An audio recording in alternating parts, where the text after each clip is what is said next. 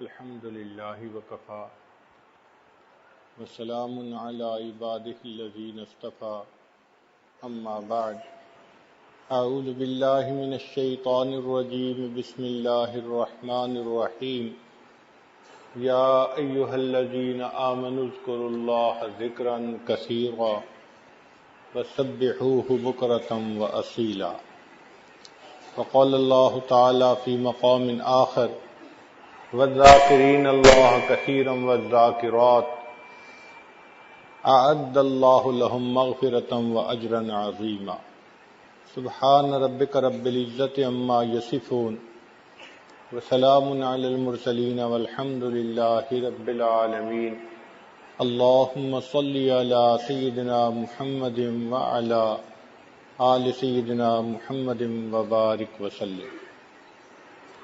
ارشاد باری تعالی ہے یا ایہا الذین آمنو، اے ایمان والو، اے وہ لوگو جو اللہ تعالی اور اس کے رسول صلی اللہ علیہ وسلم کے حکموں کو ماننے کا اقرار کر چکے ہو، ان کے حکموں کو ماننے کا وعدہ کر چکے ہو، اذکروا اللہ ذکرا کثیرا، اللہ تعالیٰ کا ذکر کثرت کے ساتھ کرو۔ اس آیت مبارکہ میں رب کریم اس بات کا حکم فرما رہے ہیں کہ سارے ایمان والے اللہ تعالیٰ کا ذکر کثرت کے ساتھ کریں۔ اب ذکر کثرت کے ساتھ کرنا، اس سے کیا مراد ہے؟ ہمارے حضرت مرشد عالم رحمۃ اللہ علیہ فرمایا کرتے تھے کہ ذکر کثیر اس کی ہے یہ تفسیر کہ الذین یذکرون اللہ قیاما وقعودا وعلی جنوبہم، کہ وہ لوگ جو کھڑے بیٹھے لیٹے ہر حال میں اپنے اللہ کو یاد رکھتے ہیں، یہ ذکر کثیر کہلائے گا۔ آج ہماری کوتاہی یہ ہے کہ ہم ذکر تو کرتے ہیں مگر قلیل کرتے ہیں، کثیر نہیں کرتے۔ چنانچہ چند بار تسبیح پڑھ کے ہم تھک جاتے ہیں، اور مراقبہ 5 منٹ 7 منٹ 10 منٹ منٹوں کا مراقبہ۔ بھائی اگر کوئی پہلی جماعت کا طالب علم ہونا اور وہ 20 منٹ روزانہ پڑھے تو وہ پہلی جماعت کے امتحان میں پاس نہیں ہوتا سال کے بعد۔ ہم چند منٹ کا مراقبہ کر کے اس ذکر کے امتحان میں کیسے پاس ہو سکتے ہیں؟ جن بزرگوں نے ذکر کے اثرات کو اپنے اوپر پایا، انہوں نے پھر ذکر میں خوب وقت لگایا، ٹکا کے ذکر کیا، ڈٹ کے ذکر کیا۔ تو ہم اللہ تعالیٰ کی یاد کثرت کے ساتھ کریں۔ اس کی مثال یوں سمجھے، ایک آدمی کو بخار تھا، ڈاکٹر نے کہا بھئی آپ نے آگمنٹن کی دوائی لینی ہے، یہ 10 گولیاں ہیں اور تم نے 5 دن میں صبح و شام کھانی ہے۔ وہ گھر گیا، اس نے سوچا کہ صبح و شام کھانے کا کیا فائدہ، میں روزانہ 1 گولی کھا لیتا ہوں۔ وہ 1 گولی روزانہ کھاتا رہا، 10 دن گزر گئے، بخار نہیں اترا۔ پھر ڈاکٹر کے پاس آیا، ڈاکٹر صاحب بخار نہیں اترا، حالانکہ اس بندے نے بالکل صحیح دوائی استعمال کی تھی، لیکن اس نے مقدار میں کوتاہی کی تھی، کمی کی تھی۔ اس کو صبح و شام استعمال کرنی تھی، اس نے دن میں صرف 1 دفعہ کی۔ مقدار پوری نہ ہونے کی وجہ سے اس کو وہ اثرات نصیب نہ ہوئے جو ہونے چاہیے تھے۔ اس لیے جو ٹی بی کے مریض ہوتے ہیں، ڈاکٹر ان کو کہتے ہیں کہ آپ نے 85 دن ٹیکے لگوانے ہیں اور ان میں کسی دن ناغہ نہیں کرنا۔ عجیب بات ہے کہ 1 دن ناغہ ہو جائے تو پھر وہ نئے سرے سے شروع کر دیتے ہیں۔ اگر جسمانی علاج میں 1 دن ناغہ ہو جائے تو پہلے کے اثرات ختم ہو جاتے ہیں، تو روحانی امراض دور کرنے کے لیے بھی معمولات کی پابندی ضروری ہوتی ہے، اور اس کی بھی مقدار کثرت کے ساتھ ہوگی تو ضروری ہوگی۔ اس کی مثال یوں سمجھ لیں کہ جیسے جسم کے اوپر مٹی لگی ہوئی ہے، اب اس کا علاج تو یہ ہے کہ پانی خوب بہایا جائے تاکہ جسم پاک صاف ہو جائے۔ ایک آدمی پانی میں ہاتھ گیلا کر لیتا ہے اور اپنے سارے جسم کو وہ مسح کر لیتا ہے، تو کیا اس کی وہ مٹی اتر جائے گی یا اس کے اوپر سے بدبو ختم ہو جائے گی؟ ایسا ہرگز نہیں ہوگا۔ اگرچہ وہ پانی استعمال کر رہا ہے مگر پانی کم استعمال ہو رہا ہے، پانی بہانے کی ضرورت ہے، تب یہ مٹی دور ہوگی۔ اسی طرح ہم اگر چاہیں کہ دل کی میل دور ہو تو ذکر اتنا کرنا ہوگا کہ وہ ذکر کی میل آنے والی رحمت سے بہہ جائے، ختم ہو جائے۔ چنانچہ حضرت شاہ ولی اللہ محمد دہلوی رحمۃ اللہ علیہ نے لکھا ہے کہ جب کوئی زمین ناپاک ہو جائے، اس کے پاک ہونے کے دو طریقے ہوتے ہیں۔ ایک طریقہ تو یہ ہوتا ہے کہ بارش اتنی برسے کہ اس گندگی کو بہا کے لے جائے اور گندگی کا نام و نشان نہ رہے باقی۔ جب زمین خشک ہوگی تو پاک کا فتویٰ دیں گے کہ یہ زمین پاک ہے، اگرچہ پہلے اس کے اوپر گندگی پڑی تھی، اب اس کو پاک کہہ دیا جائے گا۔ اور دوسرا طریقہ یہ ہے کہ سورج اتنا چمکے کہ وہ جو نجاست ہے اس کو بالکل جلا کے رکھ دے اور اس کا نام و نشان ختم ہو جائے۔ اگر خشک زمین ہو اور اس کے اوپر کوئی بو نہ ہو، کوئی ایسا رنگ نظر نہ آئے، تو پھر بھی فقہا کہتے ہیں کہ اس کے اوپر آدمی نماز پڑھ سکتا ہے، زمین پاک ہوتی ہے۔ تو جس طرح دل کی زمین کو پاک کرنے کے دو طریقے ہیں، اس دل کی زمین کو پاک کرنے کے بھی دو طریقے ہیں۔ ایک طریقہ تو یہ کہ انسان اللہ کا ذکر اتنا کثرت کے ساتھ کرے کہ نور کی رحمت جو برسے تو وہ دل کی ظلمت کو بہا کے لے جائے، پھر یہ دل پاک ہو جائے گا۔ اور دوسرا طریقہ یہ ہے کہ یا پھر کسی اللہ والے کی صحبت میں انسان رہے۔ اللہ والوں کا دل وہ سورج کی طرح ہوتا ہے جو شعاعیں پھینک رہا ہوتا ہے، اور ان کی شعاعوں سے انسان کے دل کی یہ گندگی یہ ختم ہو جائے۔ آج دنیا جانتی ہے اگر کینسر ہو نا کسی بندے کو تو شعاعوں کے ذریعے سے علاج کرتے ہیں۔ اگر جسمانی بیماریوں کا علاج شعاعوں کے ذریعے سے ممکن ہے تو روحانی بیماریوں کا علاج پھر اس سے کیوں ممکن نہیں ہے؟ اس لیے اللہ والوں کی صحبت چند منٹ کی بھی ہو، اس کی اپنی برکات ہوتی ہیں۔ ان دو طریقوں سے انسان کا دل، اس کی نجاست ختم ہوتی ہے اور دل صاف شفاف ہو جاتا ہے، دل منور ہو جاتا ہے۔ اکثر سالکین کو یہ دیکھا کہ وہ اذکار کرتے تو ہیں مگر کم کرتے ہیں، زیادہ ذکر نہیں کرتے، اور اس کوتاہی کی وجہ سے پھر کئی سال لگے رہتے ہیں مگر مقصود حاصل نہیں ہوتا۔ مقصود حاصل تو تب ہوگا کہ جب مقدار پوری ہوگی۔ اب 5 منٹ کا مراقبہ کبھی کیا کبھی نہ کیا، اور جی حضرت تسبیحات تو ہو جاتی ہیں، مراقبہ نہیں ہوتا۔ بھئی تسبیحات تو وٹامن کی مانند تھیں۔ جب آدمی بیمار ہوتا ہے نا تو ڈاکٹر اس کو 2 طرح کی دوائی دیتا ہے، ایک اینٹی بایوٹک دیتا ہے کہ جس سے اس کا بخار اترے، اور دوسرا وٹامن وغیرہ دیتا ہے تاکہ اس بندے کے کمزوری جو ہے وہ ختم ہو جائے، یا درد کی دوائی دیتا ہے تاکہ درد نہ محسوس ہو۔ اب ایک بندہ درد کی دوائی بھی کھا لے، وٹامن بھی کھا لے اور اینٹی بایوٹک نہ کھائے، اس کی تو بخار کبھی نہیں اتر سکتا۔ اسی طرح ہم اگر تسبیحات کر لیں گے، چاہے درود شریف کی ہیں یا استغفار کی ہیں، اور مراقبہ نہیں کریں گے تو دل کی کیفیت نہیں سنورے گی۔ ان تسبیحات سے یقیناً ثواب ملتا ہے، یہ بڑے عظیم اعمال ہیں، درود شریف پڑھنا یا استغفار پڑھنا، لیکن دل کی صفائی کا تعلق ذکر کے ساتھ ہے۔ سیدنا صدیق اکبر اللہ عنہ نے فرمایا لِكُلِّ شَيْءٍ ثَقَالَةٌ وَثَقَالَةُ الْقُلُوبِ ذِكْرُ اللَّهِ، ہر چیز کے لیے ایک پالش ہوتی ہے، اور دلوں کی پالش اللہ کی یاد ہے۔ تو جو انسان اللہ کا ذکر کثرت سے کرے گا تب اس کا دل منور ہوگا، دل اس کا صاف ہوگا۔ تو اس کے لیے ہمیں ذکر کثیر کرنے کی ضرورت ہے، تب جا کے یہ دل کی ظلمت دور ہوگی۔ ہم نے دیکھا ہے کہ اگر کسی لوہے کے ٹکڑے پر زنگ زیادہ لگا ہوا ہو نا تو پھر اس کے اوپر ریگ مال بھی خوب لگانا پڑتا ہے۔ ایک آدھ دفعہ ریگ مال پھیرنے سے وہ ٹھیک نہیں ہوتا۔ انسان کا دل بھی اسی طرح گناہوں کی وجہ سے سیاہ ہو جاتا ہے، زنگ آلود ہوتا ہے۔ اللہ تعالیٰ ارشاد فرماتے ہیں کلا بل ران علی قلوبہم ما کانوا یکسبون، کیوں نہیں، ان کی بدعمالیوں کی وجہ سے ان کے دلوں پر زنگ لگا دیا گیا۔ تو گناہوں کی وجہ سے دلوں پہ زنگ لگ جاتا ہے، اور یہ زنگ اگر زیادہ ہو جائے تو اس کے لیے پھر محنت بھی زیادہ کرنی پڑتی ہے، ریگ مال بھی خوب لگانا پڑتا ہے۔ عورتیں اچھی طرح جانتی ہیں جو برتن زیادہ میلا ہو وہ ایک دفعہ پانی میں دھونے سے صاف نہیں ہوتا، اس کو دو دو تین تین دفعہ دھونا پڑتا ہے، بلکہ اس کو مانجنا پڑتا ہے اچھی طرح، تب جا کے برتن صاف ہوتا ہے۔ اسی طرح دل کے برتن کو بھی اگر ہم صاف کرنا چاہتے ہیں تو ہمیں محنت کرنی پڑے گی۔ دل ہم داغ داغ شو پمبا کجا کجا نے ہم، یہ دل تو سارا داغ ہی داغ بن گیا، اس پر مرہم کہاں کہاں ہم رکھیں۔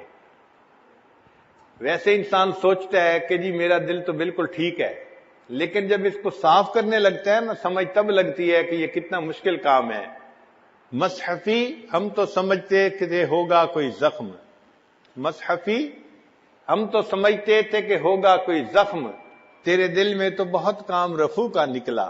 یہ تو جب کریں گے تب پتہ چلے گا کہ دل میں کتنے داغ لگے ہیں اور کتنی جگہوں پہ زخم لگے ہیں، اب ان کو سینے کی اور صاف کرنے کی ضرورت ہے۔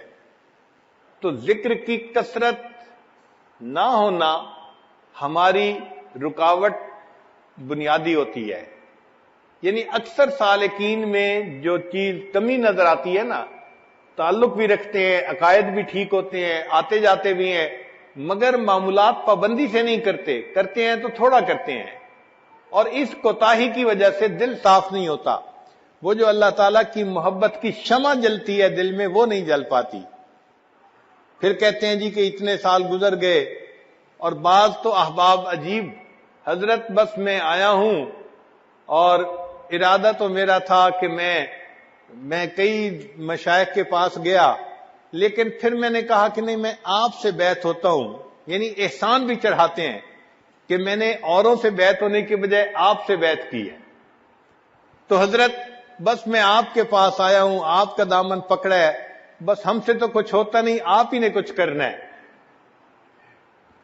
اور کئی دفعہ آئیں گے اور کہیں گے کہ حضرت بس میں کیا کروں، میں تو کمزور ہوں، مجھ سے تو کچھ نہیں ہونا اور معاملات بھی نہیں ہوتے، بس آپ کوئی دعا کر دیجئے، کوئی توجہ کر دیجئے تاکہ میرا کام بن جائے۔ یعنی شروع سے ہی نیت لے کے آتے ہیں کہ ہم نے کچھ نہیں کرنا، جو کرنا ہے آپ نے کرنا ہے۔ اور بعض اوقات آ کے کہتے ہیں حضرت وہ بیوی بھی نہیں مانتی، اس کے لیے بھی کوئی تعویذ دے دے تاکہ وہ فرما بردار ہو جائے، اور ذکر اذکار کے لیے فرصت نہیں ملتی، بس آپ ہی نے کچھ کرنا ہے، حضرت کچھ توجہ کر دیجئے۔ یعنی شیخ کے ذمہ کام لگاتے ہیں کہ آپ ہی کریں جو کرنا ہے۔ اور بعض اوقات تو آتے ہیں اور ملتے ہیں اور پہلے ہی کہہ دیتے ہیں کہ حضرت ویسے مجھے جلدی واپس بھی جانا ہے، لیکن میں نے کہا نہیں، میں مل کے آتا ہوں تو اس لیے ٹائم میرے پاس کم ہے، بس آپ ہی کوئی توجہ کر دیں اور مجھے جلدی واپس جانا ہے۔ اب اگر محنت کرنے والوں کا یہ حال ہو کہ جلدی واپس جانا ہے تو بتائیں پھر دل کی صفائی کیسے ہوگی؟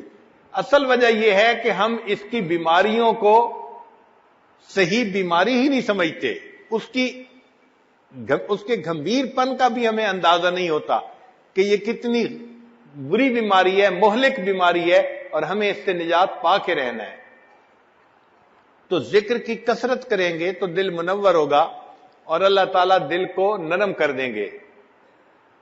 ذکر کے اندر یہ خوبی ہے کہ یہ انسان کے دل سے دنیا کی محبت کو نکال دیتا ہے۔ جتنا ذکر زیادہ کریں گے اتنا ذات کی محبت زیادہ آئے گی۔ یہ اصول یاد رکھیں کہ ذکر سے ذات کی محبت پیدا ہوتی ہے۔ آپ کسی چیز کا زیادہ ذکر شروع کر دیں، آپ کے دل میں اس کی محبت آنی شروع ہو جائے گی۔ ابھی آپ بیٹھے ہیں، آپ کے سامنے آئس کریم کا تذکرہ شروع کر دیں، ونیلا فلیور ایسی ہوتی ہے، فلاں ایسی، تو تھوڑی دیر کے بعد بہت سارے نوجوانوں کا دل چاہے گا کہ ہم یہ فلیور کی آئس کریم کھا ہی لیتے۔ تو تذکرے سے محبت آتی ہے، یہ شریعت کا حسن ہے۔ اس لیے شریعت نے کہا کہ کوئی عورت اپنے میاں کے سامنے کسی غیر عورت کا تذکرہ مت کرے۔ کیوں؟ کہ تذکرہ کرنے سے دل کے اندر تعلق جڑ جاتا ہے۔ یہ حسن ہے شریعت کا۔ تو ہم اللہ تعالیٰ کا ذکر کثرت کے ساتھ کریں گے، اس کا نتیجہ یہ ہوگا کہ ہمارے دلوں میں اللہ تعالیٰ کی محبت آئے گی اور دل ہمارا اللہ تعالیٰ کی محبت سے بھر جائے گا۔ چنانچہ حضرت اقدس تھانوی رحمۃ اللہ علیہ نے ایک عجیب تمثیل لکھی ہے۔ ملکہ بلقیس کے بارے میں قرآن پاک میں آیت ہے کہ اس نے اپنے امراء سے جب مشورہ کیا تھا کہ بھئی سلیمان علیہ السلام کا خط آیا ہے تو اب اس کے جواب میں کیا کروں، تو سب نے کہا تھا کہ جو آپ قدم اٹھائیں گی ہم آپ کے ساتھ ہوں گے۔ وہ سمجھدار تھی، اس نے کہا ان الملوک اذا دخلوا قریۃ، کہ جب بادشاہ کسی قریہ میں بستی میں داخل ہوتے ہیں، افسدوہا، وہ اس میں فساد مچا دیتے ہیں، وجعلوا اعزت اہلہا اذلہ، اور دنیا اور جو لوگ اس کے اندر معزز ہوتے ہیں ان کو ذلیل کر کے نکال دیتے ہیں۔ یہ تو ظاہری معنی ہیں اس آیت کے۔ تو حضرت اقدس تھانوی رحمۃ اللہ فرماتے ہیں کہ یہ ایک عجیب تمثیل ہے۔ اگر ہم بستی سے مراد دل کی بستی لے لیں اور مالک الملک کا نام لے لیں ملوک سے مراد، تو ترجمہ پھر یوں بنے گا، ان الملوک اذا دخلوا قریۃ، جب اللہ تعالی کا نام اس دل کی بستی میں داخل ہوتا ہے، افسدوہا، وہ انقلاب مچا دیتا ہے، وجعلوا اعزت اہلہا اذلہ، اور دنیا جو دل میں معزز ہوتی ہے اس کو ذلیل کر کے دل سے نکال دیا کرتا ہے۔ تو اللہ تعالیٰ کا نام انسان کے دل سے دنیا کی محبت کو مٹا دیتا ہے اور اللہ تعالیٰ کی محبت سے دل کو بھر دیتا ہے۔ اور اگر آپ غور کریں تو ہماری زندگی کا مقصد بھی اللہ ہی کی یاد ہے۔ اللہ نے پیدا جو کیا عبادت کے لیے، تو عبادت کا اصل مقصد اللہ کی یاد ہے۔ تو اصل مقصود اللہ کی یاد ہے، اسی سے یہ دنیا قائم ہے، اور دنیا کی ہر چیز اللہ کا ذکر کرتی ہے، جو بھی زندہ چیز ہے وہ ذکر کرتی ہے۔ اللہ تعالیٰ قرآن مجید میں ارشاد فرماتے ہیں وَإِن مِّن شَيْءٍ إِلَّا يُسَبِّحُ بِحَمْدِهِ، جو کوئی بھی چیز ہے وہ اللہ کی تسبیح بیان کرتی ہے، وَلَٰكِن لَّا تَفْقَهُونَ تَسْبِيحَهُمْ، تم اس کی تسبیح کو سمجھ نہیں سکتے، تو ہم نہیں سمجھ سکتے، لیکن ہر چیز اللہ کی تسبیح بیان کر رہی ہوتی ہے۔ ہمیں ایک مرتبہ اس کا تجربہ بھی ہوا، امریکہ میں ایک ایسی ریاست میں جانے کا موقع ملا جہاں کوئی 15-20 پاکستانی ڈاکٹر ایک ہی جگہ رہتے تھے۔ تو ایک ہفتہ ان کے یہاں قیام تھا۔ ان میں سے ایک صاحب جو تھے وہ دل کے اسپیشلسٹ تھے، قدرتاً انہی کے یہاں قیام تھا۔ وہ مجھے کہنے لگے کہ حضرت آپ نے ہماری روحانی بیماریوں کا علاج تو ہمیں بتا دیا، اب میں آپ کو صبح ہاسپٹل لے جاؤں گا اور آپ کے دل کو میں چیک کروں گا۔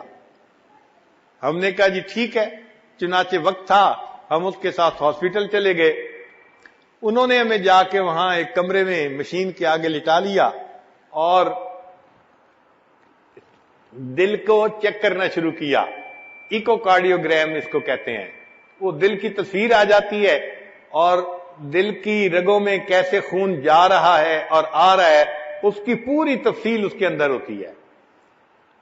جب انہوں نے اسکرین پہ دکھایا تو مجھے کہنے لگے دیکھیں یہاں سے خون جا رہا ہے اور یہاں سے خون آ رہا ہے اور اتنی مقدار سے جا رہا ہے اور آپ کی شریانیں اس وقت ٹھیک ہیں اور 80% کام کر رہی ہیں 100 کی بجائے۔ تو اس عمر میں 80% بہت اچھی چیز تھی۔ کہنے لگے جی میں بہت مطمئن ہوں آپ کے دل کی کیفیت سے۔ پھر اس کے بعد کہنے لگے کہ حضرت میں آپ کو آپ کے دل کی آواز سناؤں؟ کیا سنائیں؟ تو انہوں نے ایک بٹن آن کیا، جیسے ہی بٹن آن کیا تو آواز آنے لگ گئی، جیسے دل جو ہے وہ خون کو پمپ کر رہا ہے۔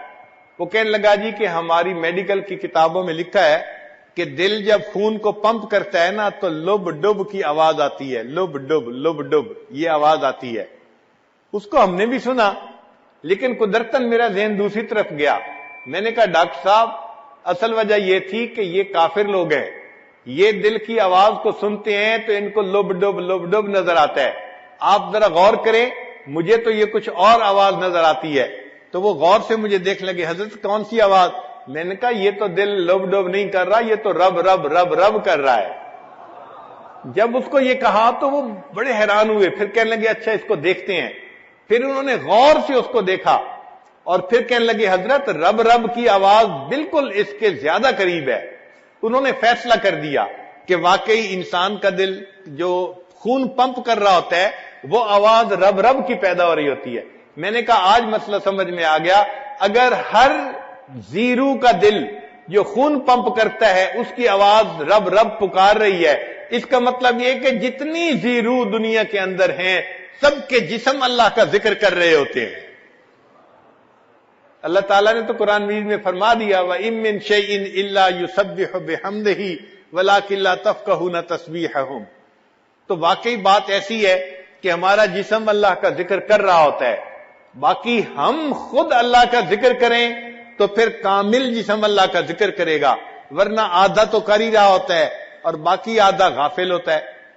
تو ہمیں اللہ تعالیٰ کا ذکر کثرت کے ساتھ کرنا چاہیے تاکہ اس کے اثرات ہمارے دلوں پر مرتب ہوں۔ چنانچہ انسان کا یہ جو ذکر ہے یہ انسان کے لیے جان کی مانند ہے، روحانی جان کی مانند ہے۔ چنانچہ حدیث پاک میں آتا ہے، ابو موسیٰ اشعری رضی اللہ تعالیٰ عنہ روایت کرتے ہیں، قول النبی صلی اللہ علیہ وسلم مثل الذی یذکر ربہ والذی لا یذکر ربہ مثل الحی والمیت، کہ مثال اس شخص کی جو ذکر کرتا ہے اور اس کی جو ذکر نہیں کرتا زندہ اور مردہ کی مانند ہے، یعنی ذکر کرنے والا انسان زندہ ہے اور ذکر نہ کرنے والا شخص وہ مردہ کی مانند ہے۔ تو یہ روحانی زندہ اور روحانی مردہ ہے گویا۔ دیکھیے اللہ کے حبیب صلی اللہ علیہ وسلم نے 1400 سال پہلے بتا دیا کہ ذکر کرنے والا انسان زندہ کی مانند اور ذکر نہ کرنے والا وہ مردہ کی مانند ہے۔ پھر نبی علیہ السلام نے ایک اور بہت پیاری مثال سے بات سمجھائی کہ جس طرح خزاں کے موسم میں درختوں کے پتے جھڑ جاتے ہیں اور خشک ہو جاتے ہیں، اگر اس وقت درمیان میں ایک بالکل سرسبز درخت ہو تو وہ کتنا حسین اور اچھا لگتا ہے۔ نبی علیہ السلام نے فرمایا کہ ذاکر اللہ فی الغافلین کالذی یقاتل عن الفارین، کہ اللہ کا ذکر کرنے والا غافلین میں بیٹھ کر وہ ایسے ہے جیسے کہ فرار ہونے والوں سے قتال کرنے والا شخص ہوتا ہے۔ وذاکر اللہ فی الغافلین کالشجرۃ الخضراء فی وسط الشجر الذی تحاط ورقۃ من الصریب، جیسے خزاں کے موسم میں بے برگ و بار درختوں کے درمیان سرسبز درخت ہوتا ہے، اس طرح غافل لوگوں کے درمیان بیٹھ کر ذکر کرنے والا انسان اللہ کی نظر میں یوں حسین اور اچھا معلوم ہوتا ہے۔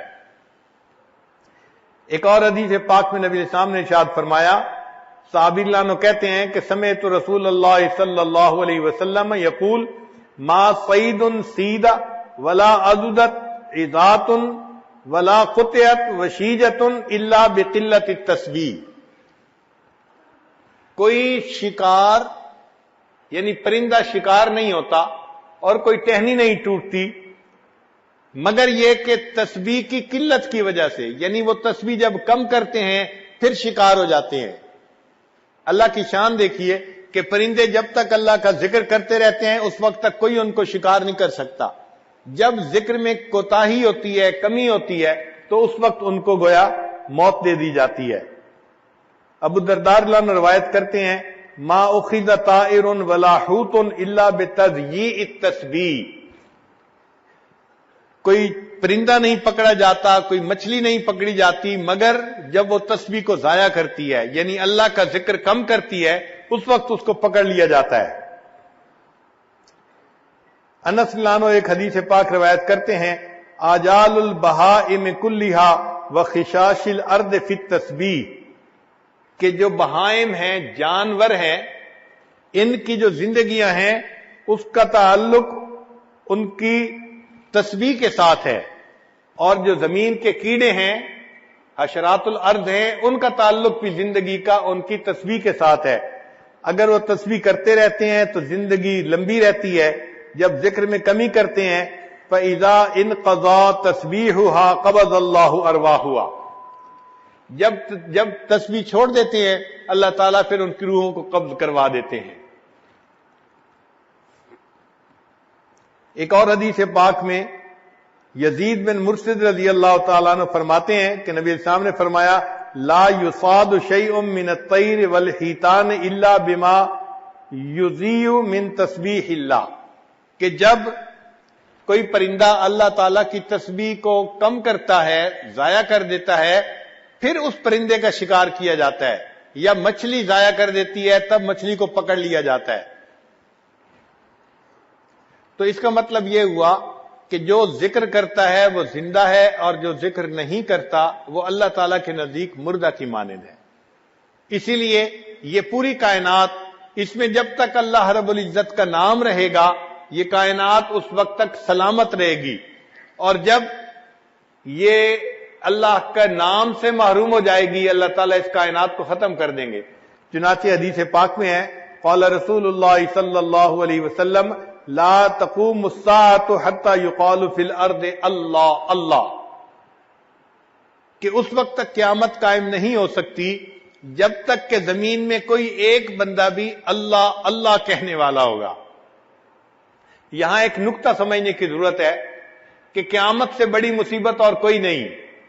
اتنی بڑی مصیبت اس وقت تک نہیں آ سکتی جب تک کہ ایک بندہ بھی اللہ اللہ کہنے والا ہے۔ اور ایک اور حدیث پاک میں ہے کہ اللہ تعالیٰ نے اسرافیل علیہ السلام کو حکم دیا ہے کہ اگر تم دنیا میں کسی بندے کو سنو کہ وہ میرا نام لے رہا ہے تو اس نام کو سننے کے بعد سور کو پھونکنے میں 40 سال کی تاخیر کر دینا۔ تو ایک دفعہ اللہ کا نام لینا قیامت جیسی مصیبت کو اگر 40 سال ٹال دیتا ہے تو جو بندہ روزانہ ہر وقت اللہ کا نام لے گا، اللہ اس سے دنیا کی مصیبتوں کو کیوں نہیں ٹالیں گے۔ آج ہم تعویذوں کے پیچھے بھاگتے ہیں اور عاملوں کے پیچھے بھاگتے ہیں، ہمیں اصل میں سمجھ نہیں آتی کہ کرنے کی کیا ضرورت ہے۔ ہم اپنی زندگی شریعت کے مطابق بنائیں اور جو اذکار ہیں ان کو کریں، اللہ تعالی ہمیں پریشانیوں سے بچائیں گے۔ مغیر الاحوال اللہ رب العزت ہیں، وہ پھر حالات کو ٹھیک کر دیتے ہیں۔ تو جو شخص کثرت سے ذکر کرتا ہے پھر اللہ رب العزت دنیا کی پریشانیوں سے بھی اس کو محفوظ فرما لیتے ہیں اور اس کا دل کا سکون بھی عطا فرما دیتے ہیں۔ اس لیے فرمایا الا بذکر اللہ تطمئن القلوب، جان لو اللہ کی یاد کے ساتھ دلوں کا اطمینان وابستہ ہے۔ اور یہ بات بھی ذہن میں رکھیے کہ شریعت کے جتنے اعمال ہیں نا، ان تمام اعمال کی روح رواں وہ اللہ کی یاد ہے۔ اب دیکھیے اعمال میں سب سے افضل عمل نماز ہے۔ شریعت نے نماز کے اندر، نماز سے پہلے، نماز کے بعد ذکر کا حکم فرمایا۔ چنانچہ الذکر قبل الصلاۃ وذکر اسم ربہ فصلی، اور اس نے اللہ کے رب کے نام کا ذکر کیا اور نماز پڑھی۔ اس آیت سے پتہ چلا کہ نماز سے پہلے بھی اللہ کا ذکر کرنا ہے۔ پھر الذکر فی الصلاۃ، اللہ فرماتے ہیں وَأَقِمِ الصَّلَاةَ لِذِكْرِی، نماز قائم کرو میری یاد کی خاطر۔ تو نماز میں بھی اللہ کا ذکر ہے۔ اور جب نماز پڑھ لیں تو الذکر بعد الصلاۃ، نماز کے بعد بھی اللہ کا ذکر۔ چنانچہ اللہ تعالیٰ ارشاد فرماتے ہیں فَإِذَا قَضَيْتُمُ الصَّلَاةَ فَاذْكُرُوا اللَّهَ قِيَامًا وَقُعُودًا وَعَلَىٰ جُنُوبِكُمْ، تو نماز سے پہلے بھی اللہ کا ذکر، نماز کے اندر بھی اللہ کا ذکر، اور نماز کے بعد بھی اللہ کا ذکر۔ اب نماز میں نماز جمعہ کی اور اہمیت زیادہ ہے۔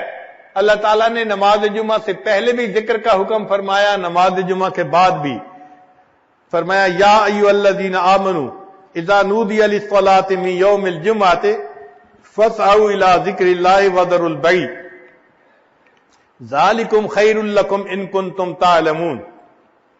پھر جب نماز جمعہ ادا کر لی تو الذکر بعد الجمعہ فرمایا فاذا قضیت الصلاۃ فانتشروا فی الارض وابتغوا من فضل اللہ واذکروا اللہ کثیرا لعلکم تفلحون۔ یعنی جمعہ سے پہلے بھی ذکر کا حکم اور جمعہ کے بعد بھی ذکر کا حکم۔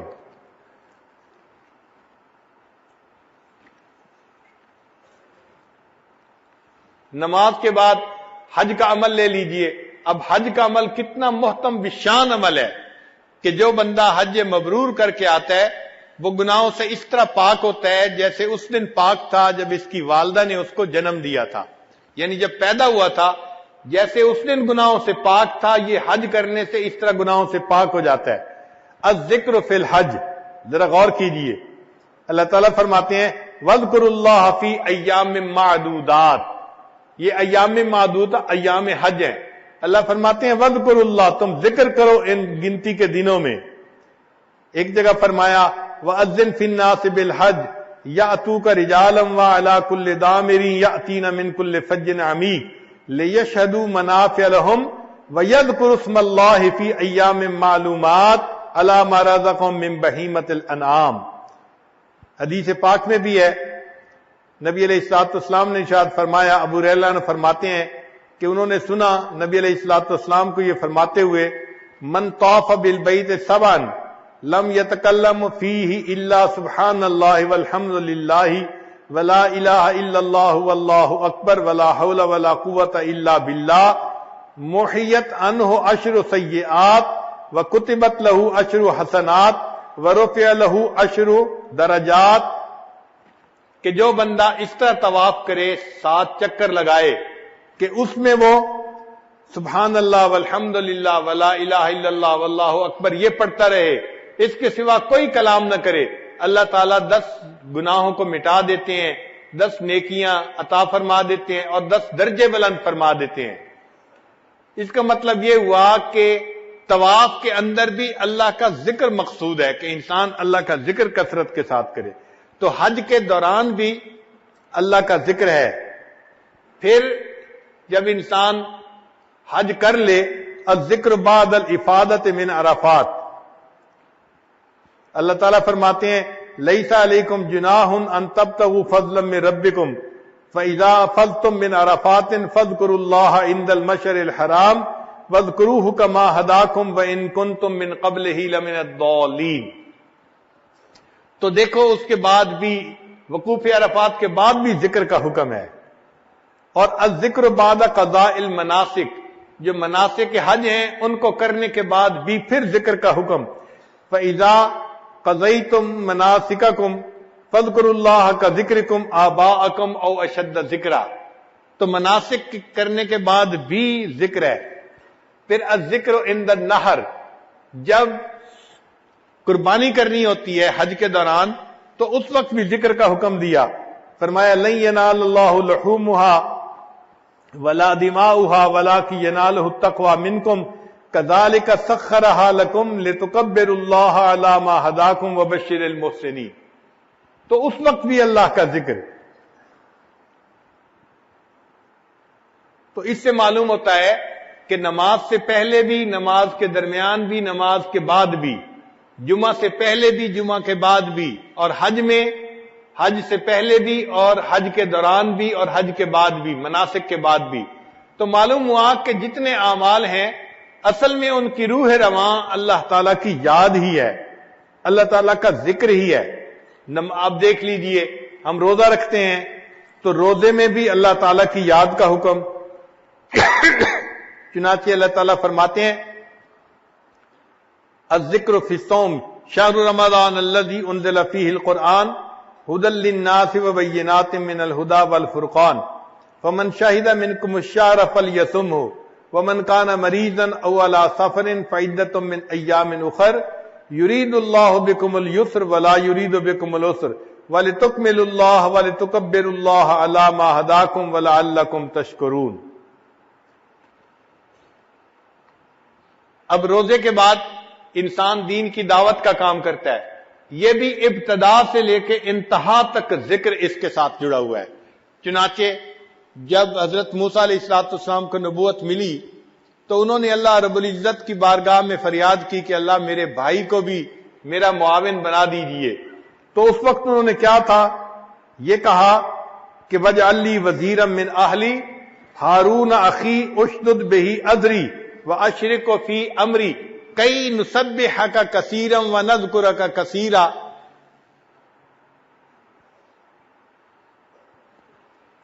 تو معلوم ہوا کہ انہوں نے نبوت کے لیے جب فریاد کی تو اس وقت یہی بات کہی کہ اے اللہ تاکہ ہم آپ کا ذکر کثرت کے ساتھ کر سکیں۔ اب جب اللہ رب العزت نے ان کو نبوت سے سرفراز فرما دیا ہارون علیہ السلام کو، اور دونوں کو فرعون کے پاس بھیجنا تھا، اس وقت رب کریم نے دونوں کو ہدایات دی۔ اب یہ ہدایات دینے والے رب کریم ہیں، اور جن کو ہدایات دی جا رہی وہ بھی انبیاء ہیں، ان کی عظمتوں کا بھی اندازہ لگائیے، اور تو ہدایات کتنی اہم ہوں گی۔ تو اللہ تعالیٰ اس وقت فرماتے ہیں اذهب انت واخوک بآیاتی ولا تنیا فی ذکری، آپ اور آپ کا بھائی آپ جائیے میری نشانیاں لے کر اور میری یاد سے دونوں غافل نہ ہونا۔ یعنی یہ ذکر، یہ اللہ کی یاد اتنی اہم ہے کہ اللہ تعالیٰ اپنے انبیاء سے فرماتے ہیں کہ آپ نے دعوت کے کام میں میری یاد سے غافل نہیں ہونا۔ اب یہ تو ابتدا تھی کہ ابھی جا رہے ہیں، پھر دعوت کی ایک انتہا ہوتی ہے، وہ یہ کہ اگلا ماننے والا جب بات سننے پہ آمادہ نہ ہو اسلم تسلم پہ راضی نہ ہو تو پھر اختتام یہ ہوتا ہے کہ ٹھیک ہے بھئی پھر تلوار ہمارا تمہارا فیصلہ کرے گی. تو اگر ایسی صورتحال آ جائے اس وقت بھی ذکر کا حکم دیا. فرمایا یا ایھا الذین آمنو، اے ایمان والو، اذا لقیتم فئۃ فاثبتوا، جب تمہارا آمنا سامنا کافروں کی جماعت کے ساتھ ہو تو تم جم جاؤ. واذکروا اللہ کثیرا لعلکم تفلحون، اللہ کا ذکر کثرت سے کرنا تاکہ کامیابی تمہارے قدم چومے. اب اگر یہ واذکروا اللہ کثیرا کے الفاظ نکال دیے جاتے تو بھی فکرہ ٹھیک بن جاتا، مگر اللہ تعالیٰ چاہتے ہیں کہ یہ سب اعمال میری یاد کے ساتھ ہونے چاہیے. تو معلوم ہوا کہ نماز کے آگے پیچھے بھی ذکر، نماز کے اندر بھی ذکر. اور جس نماز میں اللہ کی یاد نہیں وہ نماز پھٹے کپڑے کی طرح پڑھنے والے کے منہ پہ واپس مار دی جاتی ہے کہ اس میں اللہ کی یاد ہی نہیں ہے، انسان غافل ہے. تو معلوم ہوا کہ شریعت کے جتنے اعمال ہیں ان اعمال کا مرکز اور محور اللہ تعالیٰ کی یاد ہے.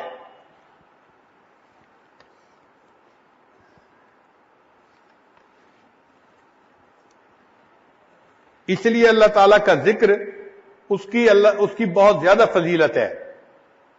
حضرت عبداللہ رضی اللہ عنہ روایت کرتے ہیں کہ ایک اعرابی نبی علیہ السلام کی خدمت میں حاضر ہوئے اور انہوں نے کہا اے اللہ کے حبیب صلی اللہ علیہ وسلم ای الناس خیر، کون سا بندہ سب سے بہتر ہے؟ فقال، نبی علیہ السلام نے فرمایا طوبی لمن طال عمرہ وحسن عملہ، مبارک ہے وہ بندہ جس کی عمر طویل ہو اور اس کے عمل اچھے ہوں. یعنی اچھی عمر کے ساتھ طویل عمر پائے تو یہ خوش نصیب انسان ہے کہ جس کو لمبی عمر بھی ملی اور اس کے اعمال بھی اچھے تھے. پھر اس اعرابی نے ایک دوسرا سوال پوچھا، کہنے لگا یا رسول اللہ ای الاعمال افضل، کون سا عمل افضل ہے؟ قال، نبی علیہ السلام نے فرمایا ان تفارق الدنیا ولسانک رطبا من ذکر اللہ، کہ اس حال میں دنیا سے تو جدا ہو کہ تیری زبان اللہ کی یاد سے تر ہو. یعنی یہ عمل سب سے افضل عمل ہے کہ اس حال میں انسان کو موت آئے کہ اس کی زبان اللہ کے ذکر سے تر ہو، اللہ کے ذکر میں لگی ہوئی ہو. تو معلوم ہوا کہ یہ اعمال میں سے افضل عمل ہے اللہ تعالیٰ کا ذکر کرنا. ایک اور حدیث پاک میں نبی علیہ السلام نے فرمایا لو ان رجلا فی حجرہ دراہم، ایک بندہ ہے جس کی گود کے اندر یعنی جھولی کے اندر بہت سارے دراہم ہیں اور وہ یقسمھا، وہ ان دراہم کو اللہ کے راستے میں صدقہ کر رہا ہے. وآخر، اور دوسرا بندہ ہے یذکر اللہ، جو بیٹھا ہوا اللہ کا ذکر کر رہا ہے، اس کے پاس مال پیسہ نہیں، بس وہ اللہ کی یاد میں لگا ہوا ہے. تو فرماتے ہیں کہ کان الذاکر للہ افضل، جو اللہ کا ذکر کر رہا ہے وہ اس صدقہ کرنے والے شخص سے زیادہ فضیلت رکھتا ہے. اب بتائیے، ایک طرف مال اللہ کے راستے میں لٹا رہا ہے مگر ذکر کرنے والے کو فرمایا کہ وہ زیادہ افضل ہے. ام انس رضی اللہ تعالی عنہا فرماتی ہیں قالت یا رسول اللہ، انہوں نے پوچھا ہے اللہ کے نبی صلی اللہ علیہ وسلم اوصنی، مجھے کچھ وصیت فرما دیجئے. قال اہجری المعاصی، تو گناہوں کو چھوڑ دے، ہجرت اختیار کر. فإنها افضل الہجرہ، یہ سب سے افضل ہجرت ہے. وحافظی علی الفرائض، اور فرضوں کے اوپر حفاظت کر، محافظت کر، یعنی فرض نمازوں کو ادا کر. فإنها افضل الجہاد، یہ افضل جہاد ہے. وأکثری من ذکر اللہ، اور اللہ کے ذکر کی کثرت کر. فإنک لا یأتین اللہ بشیء احب الیہ من کثرت ذکرہ، تو کوئی چیز اللہ کے پاس ایسی لے کے نہیں جا سکتی جو اللہ کو بہت محبوب ہو سوائے اس کے کہ تو نے اللہ کا ذکر کثرت کے ساتھ کیا ہو. تو انسان کا یہ عمل ایسا ہے کہ جو اللہ تعالیٰ کو بہت زیادہ محبوب، اللہ تعالیٰ اس بات کو بہت پسند فرماتے ہیں کہ میرا بندہ مجھے کثرت کے ساتھ یاد کرے. یہی ام انس رضی اللہ عنہ فرماتی ہیں کہ نبی علیہ السلام نے فرمایا کہ وَاذْكُرِ اللَّهَ كَثِيرًا فَإِنَّهُ أَحَبُّ الْأَعْمَالِ إِلَى اللَّهِ أَن تَلْقَاهُ بِهَا.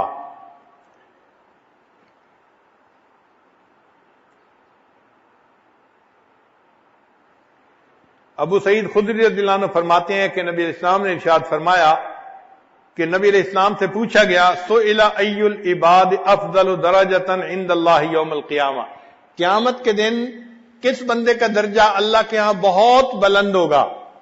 صحابہ کرام کتنے خوبصورت سوال پوچھا کرتے تھے کہ قیامت کے دن اللہ تعالیٰ کے ہاں کس بندے کا سب سے زیادہ درجہ بلند ہوگا؟ قال، نبی علیہ السلام نے فرمایا الذاکرون اللہ کثیرا، وہ لوگ جو کثرت سے اللہ کا ذکر کرتے ہوں گے ان کا درجہ قیامت کے دن اللہ کے ہاں سب سے بلند ہوگا۔ اس سے اندازہ لگائیے کہ اللہ رب العزت کے ہاں کثرت ذکر کی کتنی اہمیت ہے۔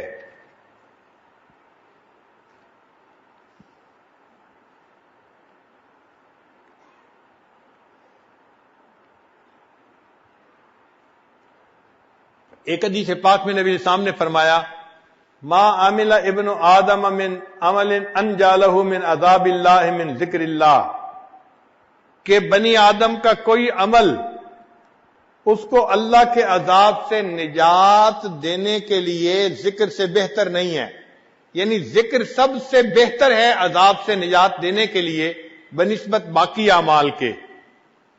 قالوا یا رسول اللہ، صحابہ نے سوال پوچھا اے اللہ کے حبیب صلی اللہ علیہ وسلم ولل جہاد فی سبیل اللہ، کیا اللہ کے راستے میں جہاد کرنا بھی عذاب سے اتنا نہیں بچاتا؟ قال، نبی علیہ السلام نے فرمایا ولل جہاد فی سبیل اللہ، اور اللہ کے راستے میں جہاد کرنا بھی اتنا عذاب سے نہیں بچاتا، الا ان تضرب بسیفک حتی ینقطع 3 مرات۔ تو نبی علیہ السلام نے فرمایا کہ اگر تم تلوار سے دوسرے بندے کی گردن بھی کاٹو تو بھی وہ عمل اتنا نجات دینے والا نہیں جتنا اللہ کا ذکر اللہ کے عذاب سے نجات دینے والا ہے۔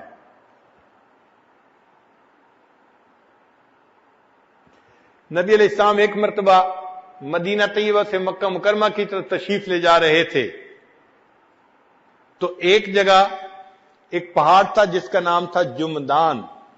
نبی علیہ السلام وہاں سے گزر رہے تھے تو نبی علیہ السلام نے فرمایا سبق المفردون، کہ مفرد لوگ آگے بڑھ گئے۔ صحابہ کرام نے فوراً پوچھا ومل مفردون یا رسول اللہ، اے اللہ کے وسلم یہ آگے بڑھنے والے لوگ کون ہیں؟ قال الذاکرون اللہ کثیرا، جو اللہ کا ذکر کثرت سے کرنے والے ہیں یہ آگے بڑھنے والے لوگ ہیں۔ تو کتنی احادیث میں اس بات کی تفصیل بتائی گئی کہ جو لوگ اللہ کا ذکر کثرت سے کرتے ہیں یہ عذاب سے بچنے والے بھی ہوں گے، قیامت کے دن اللہ کے ہاں درجہ بھی اونچا پانے والے ہوں گے اور آگے بھی دوسروں سے بڑھنے والے ہوں گے۔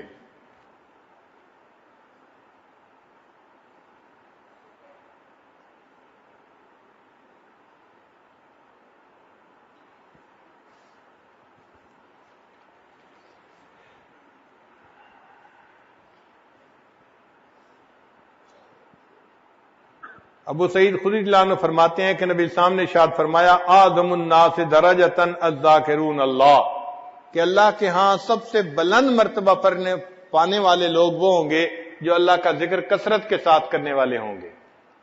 تو آج ہم اس ذکر کو ایک صرف نفلی کام سمجھ لیتے ہیں، ایسی بات نہیں ہے۔ یہ ذکر انسان کو مہلک بیماریوں سے بچاتا ہے، وہ بیماریاں کہ جو انسان کو جہنم میں لے کے جائیں گی ان مہلکات سے بچاتا ہے۔ دیکھیے ارشاد فرمایا لا يدخل الجنہ من کان فی قلبہ مثقال ذرۃ من کبر، جس بندے کے دل میں ذرہ کے برابر بھی تکبر ہوگا وہ جنت میں ہرگز داخل نہیں ہوگا۔ اب اگر ایک ذرہ کے برابر بھی تکبر ہوگا وہ بندہ جنت میں داخل نہیں ہو سکتا۔ اس بیماری کا علاج کرنا کتنا ضروری اور اہم ہے، اور اس کا علاج پھر ذکر سے ہی ہو سکتا ہے کہ انسان ذکر کی کثرت کرے تاکہ اس کے اندر سے عجب اور تکبر یہ ختم ہو جائے اور غضب، غصہ اور بخل یہ چیزیں ختم ہو جائیں۔ تو ذکر سے انسان کے اندر سے مہلک بیماریاں ختم ہوتی ہیں۔ پھر عجیب بات ہے کہ ذکر میں اور علم میں اللہ رب العزت نے ایک مناسبت رکھی ہے۔ شاید اسی لیے حضرت مولانا الیاس رحمت اللہ علیہ نے جو 6 نمبر بنائے ان میں علم و ذکر کو ایک ہی نمبر کے تحت انہوں نے ذکر فرمایا. وجہ کیا تھی کہ ذکر میں اور علم میں بہت مناسبت ہے. چنانچہ ابو ہریرہ رضی اللہ عنہ فرماتے ہیں کہ نبی علیہ الصلوۃ والسلام کہ ابو ہریرہ رضی اللہ عنہ کی روایت ہے، ایک دفعہ وہ بازار آئے اور لوگوں کو کہنے لگے کہ لوگوں، مسجد میں نبی علیہ السلام کی میراث تقسیم ہو رہی ہے اور تم یہاں بیٹھے ہو. تو لوگوں نے دکانیں بند کی اور وہ مسجد میں آئے. دیکھا تو وہاں کچھ لوگ بیٹھے ہوئے اللہ کا ذکر کر رہے تھے اور قرآن پڑھ رہے تھے. انہوں نے کہا ابو ہریرہ آپ نے تو کہا تھا میراث تقسیم ہو رہی ہے. انہوں نے کہا اچھا وہاں کیا ہو رہا تھا؟ انہوں نے کہا کہ ہم نے دیکھا یا ابو ہریرہ ما رأینا میراثا یقسم فی المسجد قال فماذا رأیتم قالوا رأینا قوما یذکرون اللہ عز وجل ویقرؤون القرآن. کچھ لوگ اللہ کا ذکر کر رہے تھے اور کچھ لوگ قرآن پڑھ رہے تھے. قال تو ابو ہریرہ نے فرمایا فذالک میراث رسول اللہ صلی اللہ علیہ وسلم، یہی رسول اللہ علیہ وسلم کی میراث ہے. تو یعنی ذکر جو ہے اس کو بھی نبی علیہ السلام کی میراث کہا گیا، اور علم تو نبی علیہ السلام کی میراث ہے. اس لیے علماء کو ورثۃ الانبیاء کہتے ہیں. العلماء ورثۃ الانبیاء، وہ تو انبیاء کے وارث ہوتے ہیں. تو دیکھیں مناسبت ہوئی نا کہ ذکر کو بھی میراث کہا گیا اور علم کو بھی میراث کہا گیا. پھر حدیث پاک میں ہے کہ جو لوگ اللہ کے ذکر کی خاطر اکٹھے ہوتے ہیں تو ان کے اوپر اللہ تعالی رحمت نازل فرماتے ہیں اور فرشتے اترتے ہیں اور ان پر سکینہ نازل ہوتی ہے، اور پھر اللہ تعالیٰ ان کی مغفرت فرما دیتے ہیں. پھر فرشتے کہتے ہیں کہ اللہ فلاں بندہ تو ذکر کے لیے نہیں آیا تھا، وہ تو کسی اور کام کے لیے آیا تھا. اللہ تعالیٰ فرماتے ہیں ہم رجال اللہ یشقى جلیسہم، یہ ایسے بندے ہیں کہ ان کے پاس بیٹھنے والا بھی بدبخت نہیں ہو سکتا. اللہ اس کی بھی مغفرت فرما دیتے ہیں. تو جیسے یہ وعدہ ہے نا کہ ذکر کی مجلس میں بیٹھا ہوا بندہ ان کے پاس کوئی آئے گا تو وہ محروم نہیں رہے گا. ہو بہو حدیث پاک میں یہی علم کے بارے میں ہے کہ اگر علم کی کوئی مجلس ہوگی اور کوئی بندہ آ کے ان کے ساتھ بیٹھ جائے، فرشتے کہتے ہیں کہ یا اللہ وہ تو اپنے کام کے لیے گزر رہا تھا، وہ علم سیکھنے والا نہیں تھا، اس نے تو لوگوں کو بیٹھے دیکھا کچھ سیکھتے سکھاتے تو وہ ویسے ہی کھڑا ہو گیا. اللہ فرماتے ہیں ان کے بارے میں بھی جو علم پڑھ رہے تھے کہ یہ ایسی قوم ہے کہ ان کے پاس بیٹھنے والا بدبخت نہیں ہوتا. تو جو خوشخبری ذکر کی مجلس کے لیے تھی وہی خوشخبری علم کی مجلس کے لیے بھی ہے. تو اس سے بھی علم میں اور ذکر میں ایک مناسبت سامنے آتی ہے.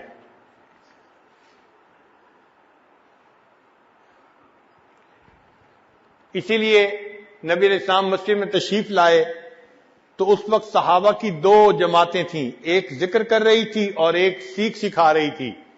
تو نبی علیہ الصلوۃ والسلام نے فرمایا کہ یہ ذکر کی مجلس بھی اچھے اعمال والی مجلس ہے اور علم کی مجلس بھی اچھے اعمال والی مجلس ہے، لیکن انما بعثت معلما، چونکہ اللہ تعالیٰ نے مجھے معلم بنا کے مبعوث فرمایا ہے لہذا میں علم والی مجلس کے اندر بیٹھوں گا. تو دونوں مجالس کی تصدیق فرمائی اللہ کے حبیب صلی اللہ علیہ وسلم نے. پھر دیکھیے علم جو ہے وہ انسان کو اندھیرے سے نکال کے روشنی کی طرف لاتا ہے، اور اسی طرح اللہ کا ذکر بھی انسان کو اندھیرے سے نکال کے روشنی کی طرف لاتا ہے. الذکر مخرج من الظلمات الی النور وکذالک العلم، اور علم بھی اسی طرح اندھیرے سے نکال کے روشنی کی طرف لاتا ہے. اللہ تعالیٰ ارشاد فرماتے ہیں یا ایھا الذین آمنوا اذکروا اللہ ذکرا کثیرا فسبحوہ بکرۃ واصیلا هو الذی یصلی علیکم وملائکتہ لیخرجکم من الظلمات الی النور وکان بالمؤمنین رحیما.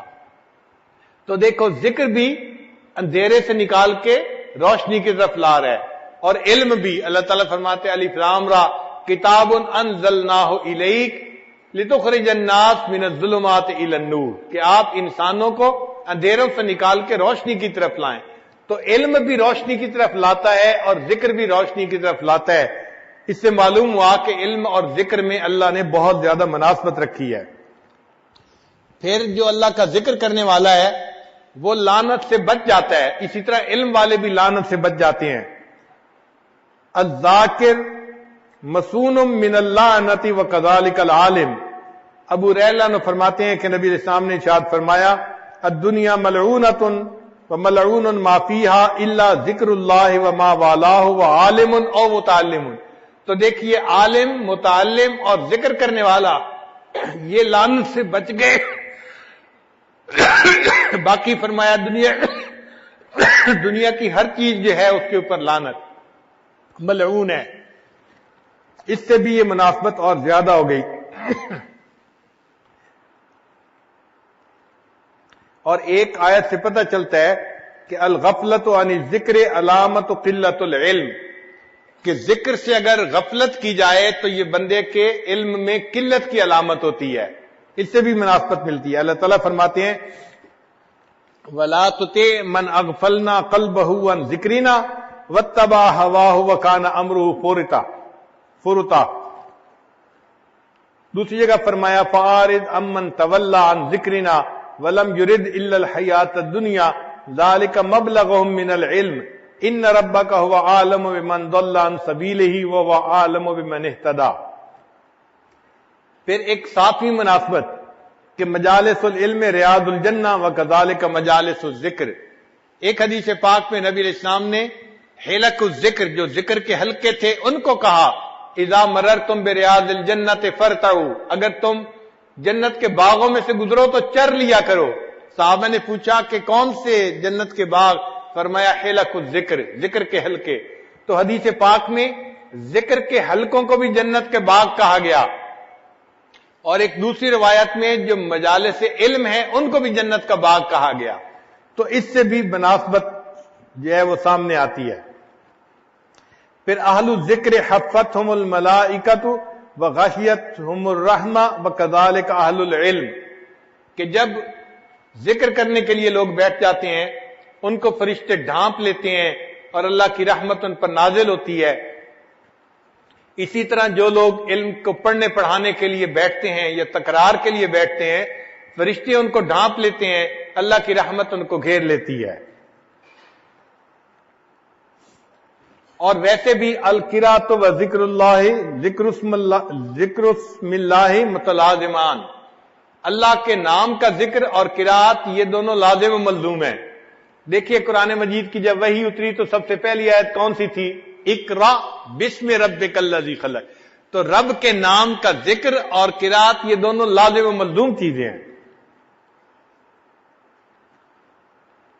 اسی لیے ایک فرق ذرا سن لیجئے، ایک بندہ عالم ہے اور ذاکر نہیں تو اس سے پوچھنے کا حکم نہیں ہے، ایک بندہ ذاکر ہے اس سے پوچھنے کا حکم ہے۔ فرمایا فاسألوا اہل الذکر ان کنتم لا تعلمون، تم اہل ذکر سے پوچھو اگر تمہیں کسی بات کا پتہ نہیں ہے، یعنی وہ عالم جو اللہ کی یاد کرنے والا ہو، ایسا علم والا، وہ حقیقی عالم وہی انسان ہے۔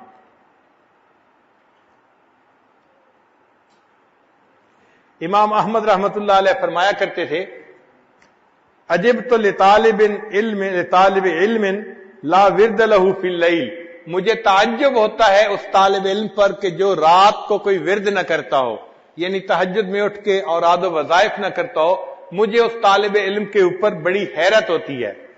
تو اس سے معلوم ہوا کہ اللہ رب العزت نے علم اور ذکر کے اندر بہت زیادہ مناسبت رکھی ہے۔ اس لیے ہر ذاکر کو چاہیے کہ اگر زندگی کا وقت فارغ کر سکے تو علم حاصل کرے، اور ہر عالم کو چاہیے کہ اگر وہ زندگی کے وقت میں کچھ وقت نکال سکے تو ذکر ضرور سیکھے۔ اس لیے فرمایا فَإِذَا فَرَغْتَ فَانْصَبْ وَإِلَىٰ رَبِّكَ فَارْغَب، جب آپ اپنے منصب سے فارغ ہوں تو کیا کریں؟ وَإِلَىٰ رَبِّكَ فَارْغَب، اپنے رب کی طرف رغبت کیجئے۔ تو طلباء کو بھی چاہیے کہ جب اپنے پڑھنے پڑھانے سے ان کو ٹائم نکلے تو وہ ضرور اللہ کی یاد میں بیٹھا کریں اور اللہ کا ذکر کیا کریں۔ پھر اہمیت الذکر علی سبعۃ اوجہ، ذکر کی اہمیت 7 وجہ سے ہے۔ الامر بہ مطلقا و مقیدا، اللہ تعالیٰ نے ذکر کا حکم فرمایا مطلقاً بھی اور مقیداً بھی۔ فرمایا یا ایھا الذین آمنوا اذکروا اللہ ذکرا کثیرا وسبحوہ بکرۃ واصیلا، اور دوسری جگہ فرمایا وَاذْكُرْ رَبَّكَ فِي نَفْسِكَ تَضَرُّعًا وَخِيفًا۔ اب وَاذْكُرْ رَبَّكَ فِي نَفْسِكَ، ذکر کر اپنے رب کا اپنے نفس میں، ای فی قلبک۔ مفسرین نے کہا اس سے مراد ہے اپنے دل میں اللہ کو یاد کرو، تو اللہ تعالیٰ کو یاد کرنے کا حکم ہے گویا اس آیت میں۔ پھر دوسری وجہ النہی عن ضدہ من الغفلۃ والنسیان، یعنی ذکر کا جو ضد ہے وہ غفلت ہے، تو اللہ تعالیٰ نے غافل ہونے سے منع فرمایا، فرمایا ولا تکن من الغافلین، تو غافلوں میں سے مت ہونا۔ تو ایک طرف تو ذکر کی اہمیت بیان فرمائی اور دوسری طرف غافل ہونے سے منع فرما دیا۔ پھر تیسرا تعلیق الفلاح باستدامتہ و کثرتہ، ذکر کو مدامت سے کرنا اور کثرت سے کرنا، اس کے ساتھ فلاح وابستہ ہے۔ فرمایا وَاذْكُرُوا اللَّهَ كَثِيرًا لَعَلَّكُمْ تُفْلِحُونَ، تم اللہ کا ذکر کثرت سے کرو تاکہ تم فلاح پا جاؤ۔ تو فلاح کا تعلق اللہ کے ذکر کی کثرت کے ساتھ ہے، جتنا زیادہ ذکر کریں گے اتنا اللہ تعالی ہمیں فلاح عطا فرمائیں گے۔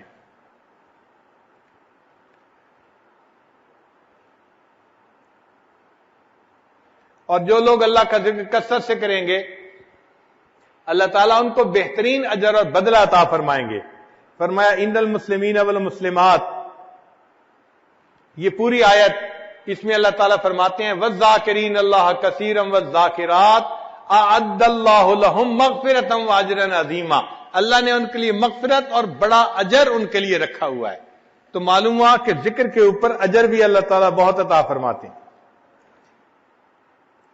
اور جو انسان ذکر سے غافل ہو اس کے لیے خسارے کی بات فرمائی گئی، چنانچہ رب کریم فرماتے ہیں یا ایھا الذین آمنوا لا تلھکم اموالکم ولا اولادکم عن ذکر اللہ،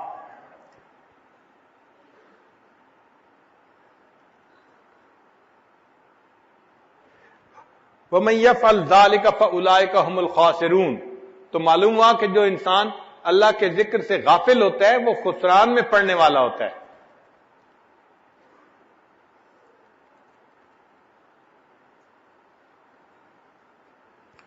اور اللہ کا ذکر یہ بہت بڑا عمل ہے۔ قرآن پاک میں اللہ تعالیٰ فرماتے ہیں وَلَذِكْرُ اللَّهِ اکبر، اور اللہ کا ذکر سب سے بڑا ہے۔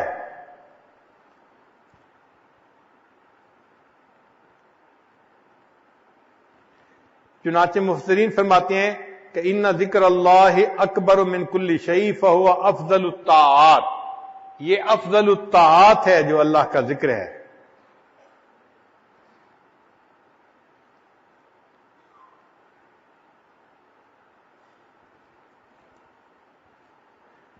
تو ان 7 وجوہات سے ذکر کی اہمیت سامنے آتی ہے۔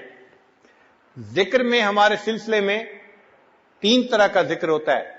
ایک ہوتا ہے اللہ اللہ کا ذکر کرنا، اللہ کے نام کا ذکر کرنا۔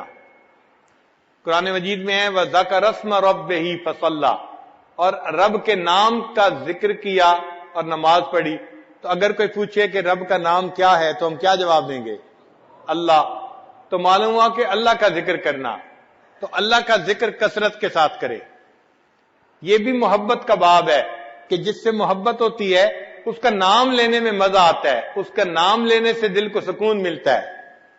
بعض لوگ کہتے ہیں او جی صرف اللہ اللہ کہنے سے کیا ہوتا ہے؟ بھائی اللہ اللہ کہنے سے ہی تو دل کو سکون ملتا ہے، دل کو تسلی ملتی ہے۔ مجھے ایک دن ایک ملک میں ایک صاحب مل گئے، کہنے لگے آپ اللہ اللہ کرتے رہتے ہیں، آپ کو اور کوئی کام نہیں؟ مجلس لوگ سن رہے تھے، کہنے لگے بس اللہ اللہ کرتے رہتے ہیں، آپ کو اور کوئی کام نہیں۔ میں نے کہا اچھا خدا کے بندے، قیامت کے دن اللہ کے سامنے یہی گواہی دے دینا کہ یہ شخص اللہ اللہ ہی کرتا رہتا تھا، دنیا میں اس کو کوئی اور دوسرا کام نہیں تھا۔ عجیب بات ہے کہ اس کو معمولی سمجھتے ہیں، ہر وقت اللہ اللہ کرنا کوئی معمولی بات ہے، ذرا کر کے دکھائیں نا پتہ چلے۔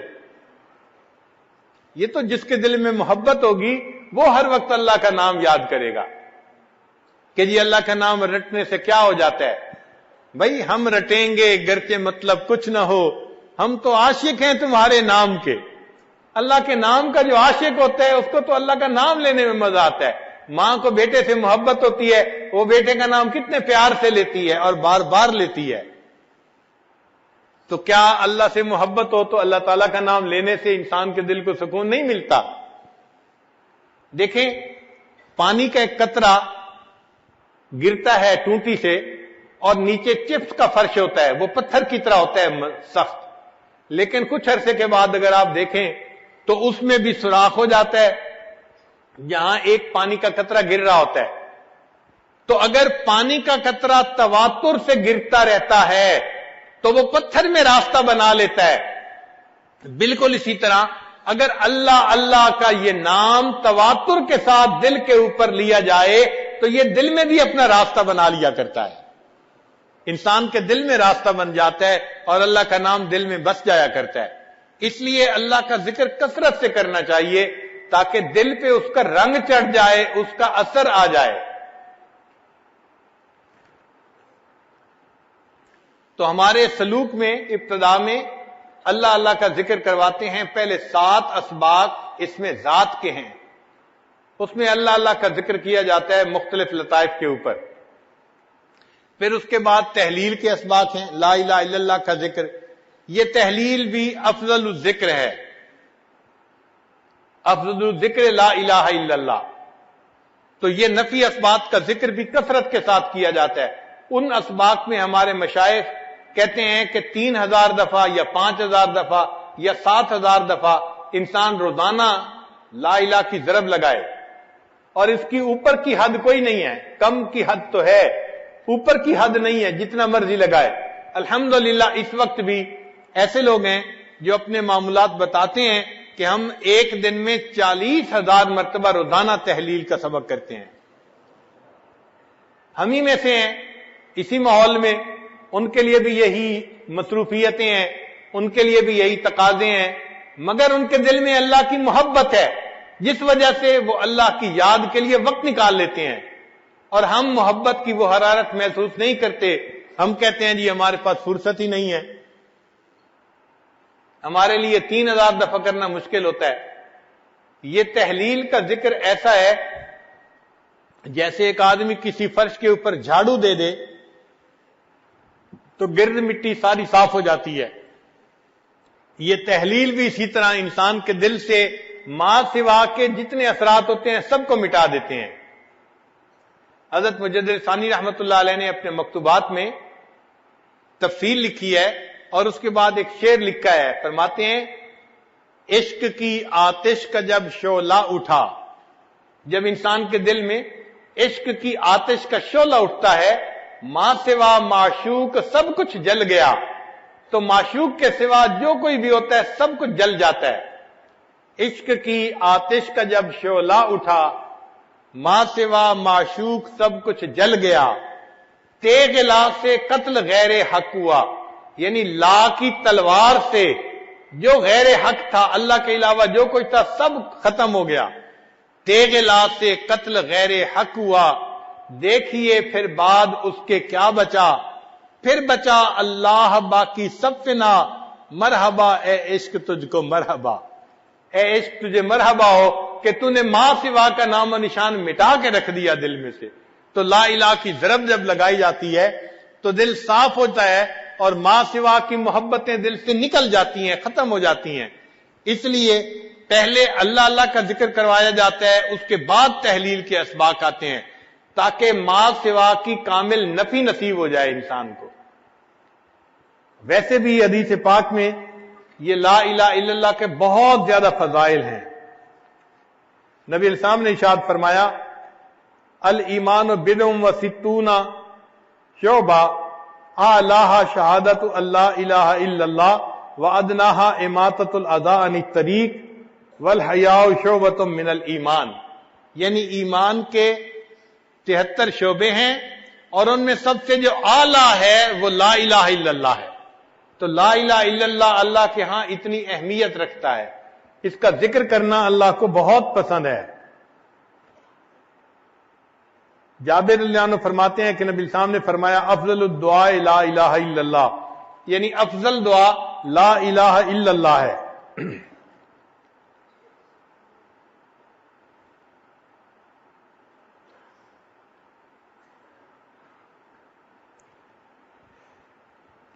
چنانچہ قرآن مجید میں ہے کہ اللہ تعالیٰ فرماتے ہیں وَأَلْزَمَهُمْ كَلِمَةَ التَّقْوَى وَكَانُوا أَحَقَّ بِهَا وَأَهْلَهَا، اور اللہ نے ان کو تقوی کے کلمے کے اوپر پکا رکھا اور وہ اس بات کے حقدار تھے اور اہل تھے۔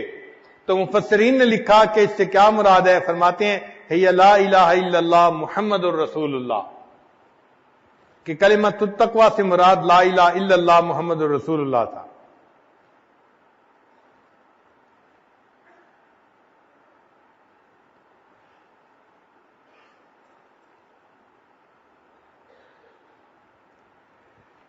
حضرت علی اللہ عنہ فرماتے ہیں کہ میں نے ابن عمر اللہ عنہ سے سنا، وہ کہتے تھے کہ میں نے نبی علیہ السلام سے سنا اور لوگوں نے بھی سنا، یقولون لا الہ الا اللہ واللہ اکبر، یعنی تکبیر پڑھ رہے تھے نبی علیہ السلام حج کے موقع پر، بین مکہ و منا، منا اور مکہ کے درمیان نبی علیہ السلام تشریف لے جا رہے تھے اور یہ تکبیر پڑھ رہے تھے۔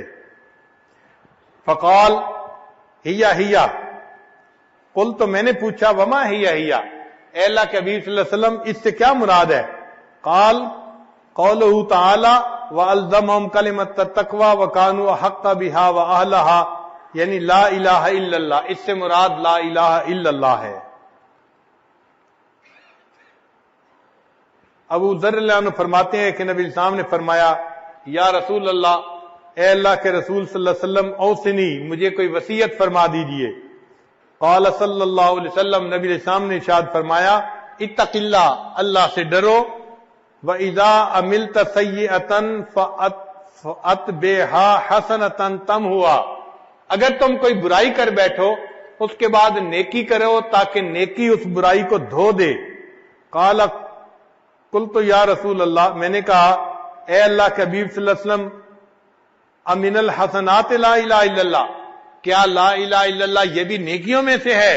قال صلی اللہ علیہ وسلم، نبی صاحب نے فرمایا من افضل الحسنات، یہ تو سب سے بہترین نیکی ہے لا الہ الا اللہ پڑھنا۔ تو دیکھیے اللہ کے حبیب صلی اللہ علیہ وسلم لا الہ الا اللہ پڑھنے کو سب سے بہترین نیکی فرما رہے ہیں۔ ابن عباس نے فرماتے ہیں کہ قرآن مجید میں ہے لہو دعوت الحق، اس سے مراد لا الہ الا اللہ ہے۔ اکرمہ رضی اللہ عنہ سے روایت ہے کہ اللہ تعالیٰ نے فرمایا کہ یا ایھا الذین آمنوا اتقوا اللہ وقولوا قولا سدیدا، تو قول سدید سے کیا مراد ہے؟ وہ فرماتے ہیں لا الہ الا اللہ اس سے مراد ہے۔ اور فرماتے ہیں کہ اللہ تعالیٰ نے فرمایا قد افلح من تزکا، تزکا سے کیا مراد ہے؟ وہ فرماتے ہیں من قال لا الہ الا اللہ۔ اور ایک اور جگہ قرآن مجید کی آیت ہے وَوَيْلٌ لِّلْمُشْرِكِينَ الَّذِينَ لَا يُؤْتُونَ الزَّكَاةَ، وہ مشرک جو زکوٰۃ نہیں دیتے، تو فرماتے ہیں کہ زکوٰۃ سے کیا مراد؟ فرمایا الَّذِينَ لَا يَقُولُونَ لَا إِلَٰهَ إِلَّا اللَّهُ، لا الہ الا اللہ اس سے مراد ہے۔ اور موسیٰ علیہ السلام نے جب فرعون سے کہا تھا کہ هَلْ لَكَ أَن تَزَكَّىٰ إِلَىٰ ان تقول لا الہ الا اللہ، ان سے مراد ان کی یہ تھی کہ تو لا الہ الا اللہ پڑھ لے۔ اور قرآن مجید کی آیت ہے ان الذین قالوا ربنا اللہ ثم استقاموا، کہ وہ لوگ جنہوں نے کہا ہمارا رب اللہ ہے پھر اس پر پکے ہو گئے۔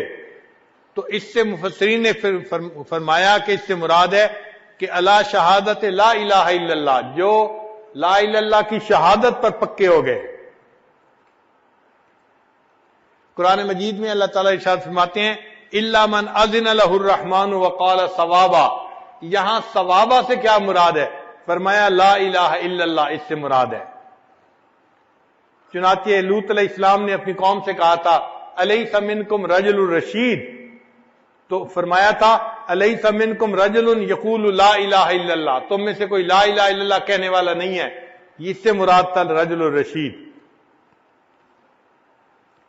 قرآن مجید کی آیت ہے کہ جہنمی جہنم میں کہیں گے رب ارجعون، اے اللہ ہمیں واپس لوٹا دیجئے، لعلی اعمل صالحا فیما ترکت کلا، تو اعمل صالحہ سے کیا مراد ہے؟ تو مفسرین نے لکھا کہ اقول لا الہ الا اللہ، تاکہ میں لا الہ الا اللہ کہہ سکوں۔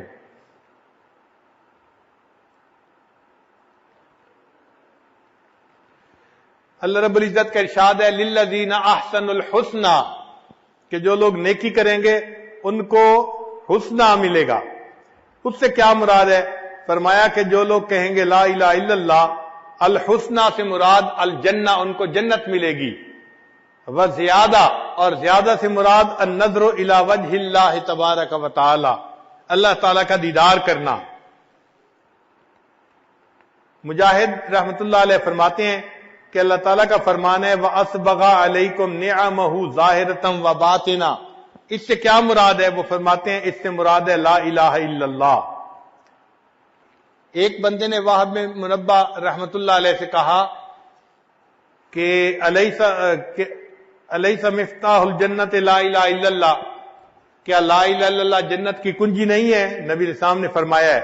انہوں نے فرمایا بلا ایسا ہی ہے یا ابن اخی، ولیکن لیس من مفتاح الا ولہ اسنان فمن جاء باسنانہ فتح لہ ومن لم یفتح لہ. یعنی چابی کے دندانے بھی ہوتے ہیں، تو نیک اعمال دندانے کی مانند ہیں. جس نے کلمہ پڑھ لیا چابی تو مل گئی، لیکن اگر وہ اعمال بھی ٹھیک کر لے گا تو دندانے بھی ٹھیک ہو جائیں گے، تو جنت کا دروازہ کھل جائے گا. اور اگر اس نے اعمال ٹھیک نہ کیے تو اس کے ہاتھ میں کنجی تو ہوگی، مگر وہ کنجی جنت کا دروازہ کھول نہیں سکے گی. اور ایسا ہوتا ہے، دو گاڑیاں ہیں، ایک کی چابی دوسرے کو لگاؤ تو دروازہ نہیں کھلتا، حالانکہ وہ چابی اندر چلی بھی جاتی ہے، اس کے دندانے ٹھیک نہیں ہوتے.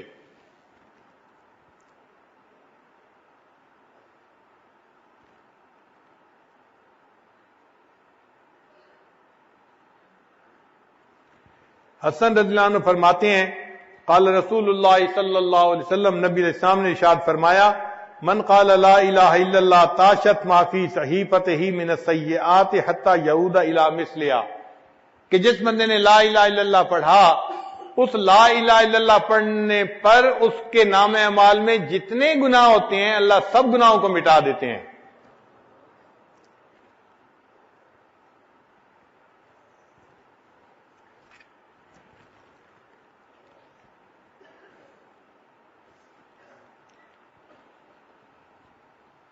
علامہ اقبال نے کیا اچھے اشعار کہے، خودی کا سر نہاں لا الہ الا اللہ، خودی ہے تیغ فساں لا الہ الا اللہ.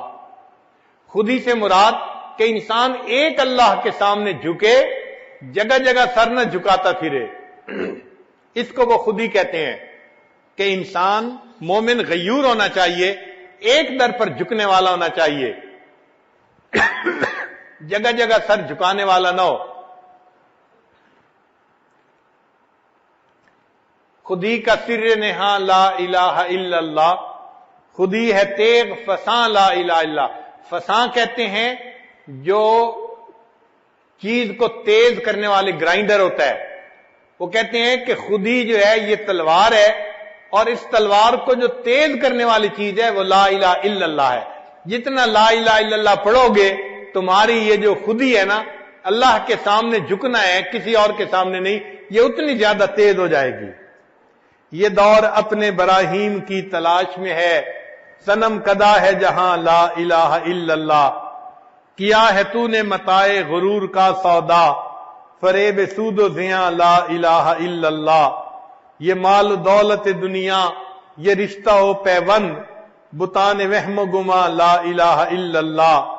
خرد ہوئی ہے زمان و مکان کی زناری، نہ ہے زمان مکان لا الہ الا اللہ. یہ نغمہ فصل گلو لالا کا نہیں پابند. یہ بہت ہی خوبصورت شعر کا ہے. یہ نغمہ فصل گلو لالا کا نہیں پابند، یعنی یہ جو نغمہ ہے نا لا الہ الا اللہ والا، یہ اس کو بہار کی ضرورت نہیں ہے کہ بہار میں پڑھیں گے خزاں میں نہیں پڑھیں گے. یہ نغمہ فصل گلو لالا کا نہیں پابند، بہار ہو کہ خزاں لا الہ الا اللہ. ہمیں تو ہر حال میں لا الہ الا اللہ پڑھنا ہے. اور آخری بات کہتے ہیں اگرچہ بت ہیں جماعت کی آستینوں میں، مجھے ہے حکم اذاں لا الہ الا اللہ. تو ہم اگر لا الہ الا اللہ پڑھیں گے، اس سے ہمارے دل منور ہوں گے، ہمارے دلوں میں اللہ کی محبت آئے گی، اور دلوں سے گناہوں کی ظلمت جو ہے وہ ختم ہو جائے گی.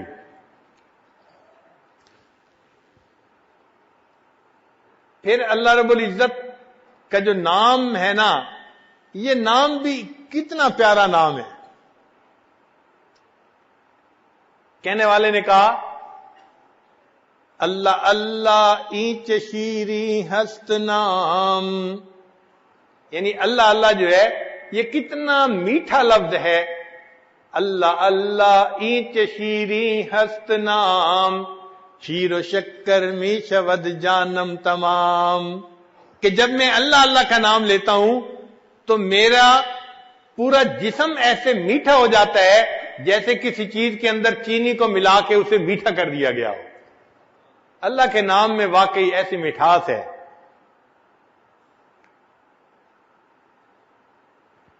اللہ کے نام کے اوپر کی کتنی عجیب صفات اور معارف ہیں. اس پر محدثین نے پوری پوری کتابیں لکھی ہیں اللہ تعالیٰ کے نام کی، جو معارف ہیں اس کے اوپر.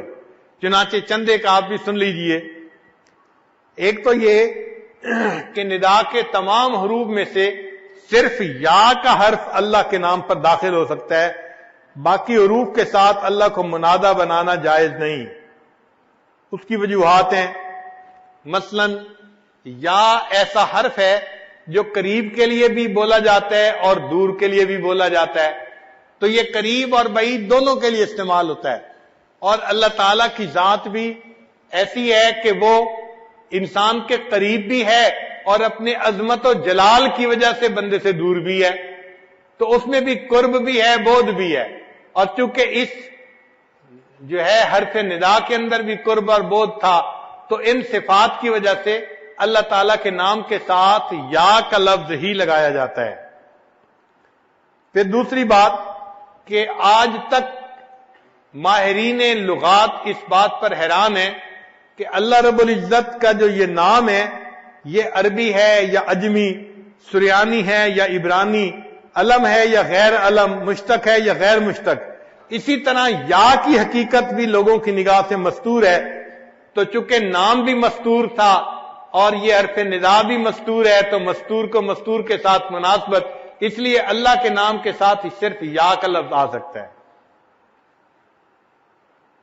پھر قرآن پاک میں جتنے بھی منادہ آئے ہیں سب لفظ یا کے ساتھ آئے ہیں. گویا یا تمام حروف ندا میں افضل ہے، اور اللہ تعالیٰ کا نام اللہ تعالیٰ کے تمام ناموں میں سے افضل ہے، تو افضل کو افضل کے ساتھ جوڑ دیا گیا، الافضل للافضل. پھر یا ایسا حرف ندا ہے کہ جو بہت جس میں تخفیف ہے، چھوٹا ہے، آسانی سے کہا جا سکتا ہے، اور اس کے آخر میں الف ہے جو کہ مد الصوت کے لیے ہے اور مدادہ کے لیے مناسب ہے. چونکہ لفظ اللہ کے ساتھ کثرت سے اللہ کو پکارا جاتا ہے اور کثرت استعمال تخفیف کا تقاضا کرتی ہے، اور لفظ اللہ کے ساتھ یا کو خاص کر دیا گیا، اس میں بھی تخفیف اور اس میں بھی اس کے لیے بھی تخفیف. تمام حروف ندا میں یا ایسا حرف ندا ہے جس کا حذف کرنا جائز ہے. معذوف ہونے کی صورت میں ظاہراً یہ حرف مستور ہوتا ہے اور عملاً و تصرفاً ظاہر ہوتا ہے، یعنی ظاہر بھی ہے مستور بھی ہے. گویا اس حرف کا ظاہر بھی ہے اور باطن بھی ہے، اور چونکہ اللہ تعالیٰ کا ظاہر بھی ہے باطن بھی ہے، الظاہر بھی ہے الباطن بھی ہے، اس مناسبت سے بھی اللہ کے نام کے ساتھ اس لفظ کا حرف کا آنا وہ زیادہ جو ہے وہ بہتر نظر آتا ہے. اللہ تعالیٰ کے نام میں ایک خوبی یہ بھی ہے کہ اس نام کے جتنے ٹکڑے کرتے چلے جائیں، جو ٹکڑا باقی بچتا ہے وہ اللہ تعالیٰ کے نام ہی کی طرف انسان کو دعوت دیتا ہے. مثلا اللہ کا نام لکھا ہوا ہے، اب اس کو پڑھیں تو کون یاد آتا ہے؟ اللہ یاد آتا ہے. اب اگر کوئی بندہ فرض تو پہلی الف ہٹا دے تو باقی کیا بچتا ہے؟ للہ. تو للہ کس کی یاد دلا رہا ہے؟ اللہ تعالیٰ کی. اچھا ایک اور لام ہٹا دے تو پھر باقی کیا رہ گیا؟ لہو. لہو ما فی السماوات و ما فی الارض، وہ بھی اللہ کی یاد دلاتا ہے. اچھا اگر دوسرا لام بھی ہٹا دیا جائے تو پھر باقی کیا بچ جاتا ہے؟ ہو بچ جاتا ہے. لا الہ الا ہو، وہ بھی اللہ ہی کی طرف انسان کو متوجہ کرتا ہے. کتنا خوبصورت نام ہے. لوگوں کے نام ہوتے ہیں ایک حرف نکال دو باقی نام کا کوئی مطلب ہی نہیں بنتا، بے معنی سا نام ہو جاتا ہے۔ اللہ آپ کتنے عظیم ہیں، آپ نے اپنے لیے کتنا خوبصورت نام پسند کیا، کوئی بندہ الگ الگ بھی کرتا جائے تو جو بچے گا وہ بھی اللہ کے نام کی طرف ہی انسان کو جو ہے وہ متوجہ کرے گا۔ پھر اللہ تعالیٰ کے جتنے باقی نام ہیں وہ سارے کے سارے ایک صفت پر دلالت کرتے ہیں، مثلا الکریم کرم کی صفت کے اوپر، الجواد جود کی صفت کے اوپر، تو ہر اسم جو ہے وہ ایک ایک صفت کے اوپر دلالت کرتا ہے، لیکن اللہ کا نام ایسا ہے جو اللہ تعالیٰ کی تمام صفات کی طرف اشارہ کرتا ہے، یہ ایسا افضل نام ہے۔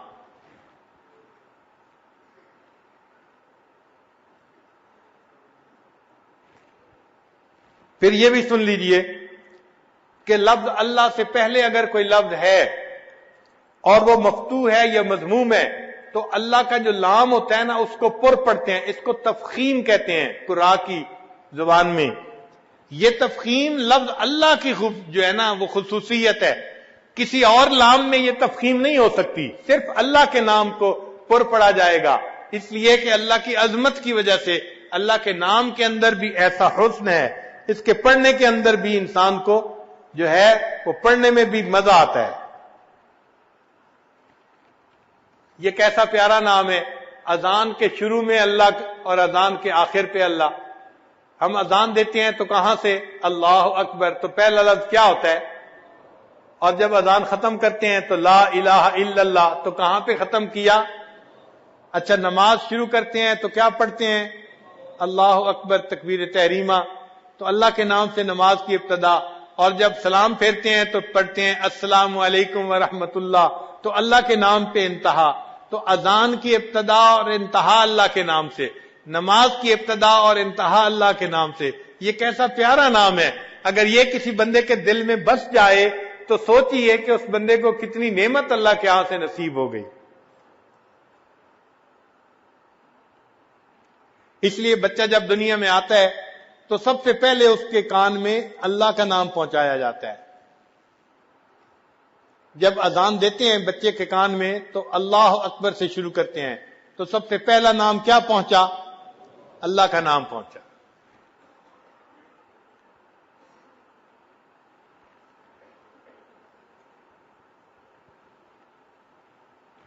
پھر اللہ کسی دوسرے اسم کی طرف مضاف نہیں ہوتا، جبکہ دوسرے اسماء اس کی طرف مضاف ہوتے ہیں، جیسے عبداللہ، کتاب اللہ، تو اس کی طرف تو مضاف ہو رہے ہیں باقی، لیکن اس کی اضافت کہیں نہیں کر سکتے، چونکہ اضافت نقص کی دلیل ہوتی ہے، اس لیے اس نام کی طرف وہ نہیں کر سکتے۔ اللہ تعالیٰ احتیاج سے پاک ہیں، ایسے اللہ تعالیٰ کا نام بھی احتیاج سے پاک ہے۔ پھر یہ اللہ کا نام پوری کائنات کی جان ہے۔ ان اللہ عز وجل یقول لاسرافیل اذا سمعت قائلا یقول اللہ اللہ فاخر النفخۃ 40 سنۃ اکراما لقائلها، کہ جب تو کسی بندے سے سنے کہ وہ اللہ کا لفظ کہہ رہا ہے، اس نام کے اکرام کی وجہ سے سور پھونکنے میں 40 سال تاخیر کر دینا۔ کتنا یہ عظیم نام ہے کہ اس کی وجہ سے پوری کائنات تباہ ہونے سے بچا دی جاتی ہے 40 سال کے لیے۔ جب اللہ تعالیٰ نے آدم علیہ السلام میں روح پھونکی تو حدیث پاک میں آتا ہے کہ جیسے ہی وہ زندہ ہوئے تو انہوں نے سب سے پہلے اللہ کا نام لیا۔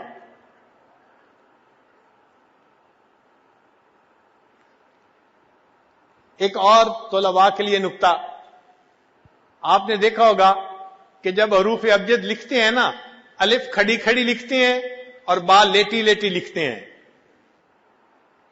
تو با فطرتاً یعنی اصلاً وہ لیٹی ہوئی ہوتی ہے، الف کھڑی ہوئی ہوتی ہے اور با لیٹی ہوئی ہوتی ہے، لیکن یہ با جب اللہ کے نام کے ساتھ مل جاتی ہے، اللہ کے اسم کے ساتھ مل جاتی ہے، جیسے بسم اللہ، تو اس میں جو شروع میں با لکھتے ہیں اس کو بھی کھڑا بناتے ہیں۔ کیوں کھڑا بناتے ہیں؟ اللہ کے نام کی عظمت کی وجہ سے۔ ہمارے لیے سوچنے کی بات ہے، اگر باں لیٹی ہوئی تھی، اللہ کے نام کے ساتھ جڑی، اللہ کے نام نے اس باں کو کھڑا کر دیا، اے انسان تو بھی دنیا میں پریشانیوں سے لیٹا ہوا ہے، اللہ کے نام کے ساتھ نتھی ہو جائے گا، اللہ تعالیٰ تجھے بھی کھڑا فرما دیں گے، تجھے بھی عزتیں عطا فرما دیں گے۔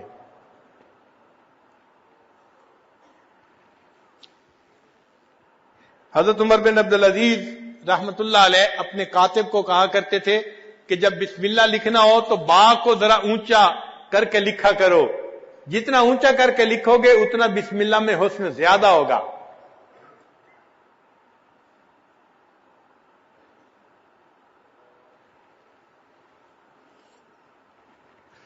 اب اس نام کا ذکر ہم نے کثرت کے ساتھ کرنا ہے۔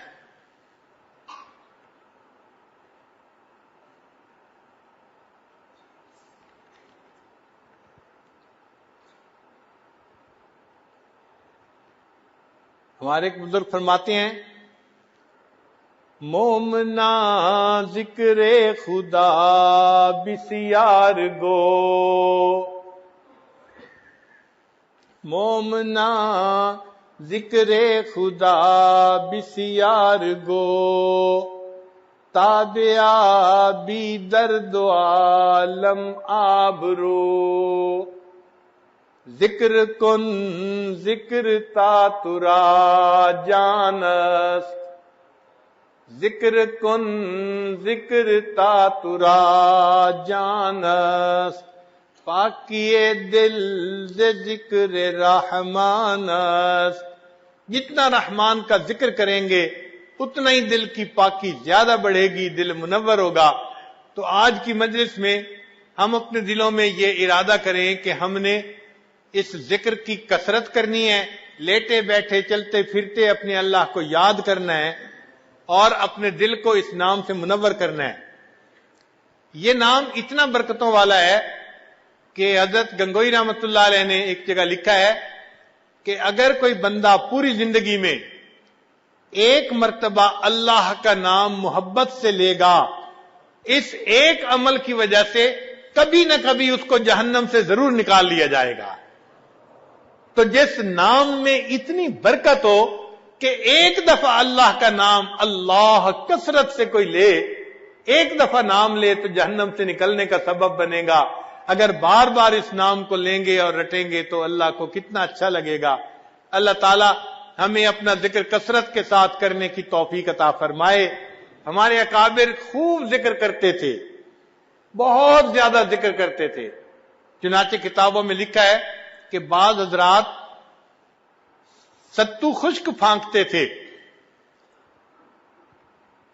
تو دوسرے بزرگ فرماتے ہیں کہ میں نے ان سے پوچھا اس میں پانی ملا کے کیوں نہیں کھا لیتے؟ وہ کہنے لگے میں نے حساب لگایا ہے، اگر خشک کھائیں تو وقت کم لگتا ہے، پانی ملا کے کھائیں وقت زیادہ لگتا ہے، اور پانی ملانے میں اتنا وقت زیادہ لگتا ہے کہ جس میں 70 مرتبہ سبحان اللہ پڑھ سکتا ہوں، لہذا پچھلے 20 سال سے میں خشک ستو کھا کے گزارا کر رہا ہوں، جو وقت بچتا ہے اس میں بھی میں اللہ کا نام لے لیتا ہوں۔ اور ہمارے اکابر تو فرماتے ہیں کہ ہر سانس کے نکلتے آتے اور جاتے اللہ کا نام انسان لے، ہر سانس کے ساتھ اللہ کا نام، ایک سانس بھی اللہ کے نام سے غافل ہو کر نہ گزرے۔ ہمارے سلسلہ عالیہ نقشبندیہ میں اس کو وقوف قلبی کہتے ہیں۔ وقوف قلبی کا مطلب کہ دل ہر وقت اللہ کے ساتھ جڑا رہے، لیٹے بیٹھے چلتے پھرتے ہر وقت دل اللہ تعالیٰ کی یاد میں مصروف رہے۔ اور واقعی انسان اس نام کو جتنا کثرت سے لیتا ہے، یہ نام انسان کے دل کے اندر اس طرح بس جاتا ہے کہ پھر انسان بھول ہی نہیں سکتا۔ بھلانا بھی چاہو بھلا نہیں سکو گے، بھولنے کی بھی کوشش کرے انسان تو اس نام کو بھول نہیں سکتا، ایسا دل میں بس جاتا ہے۔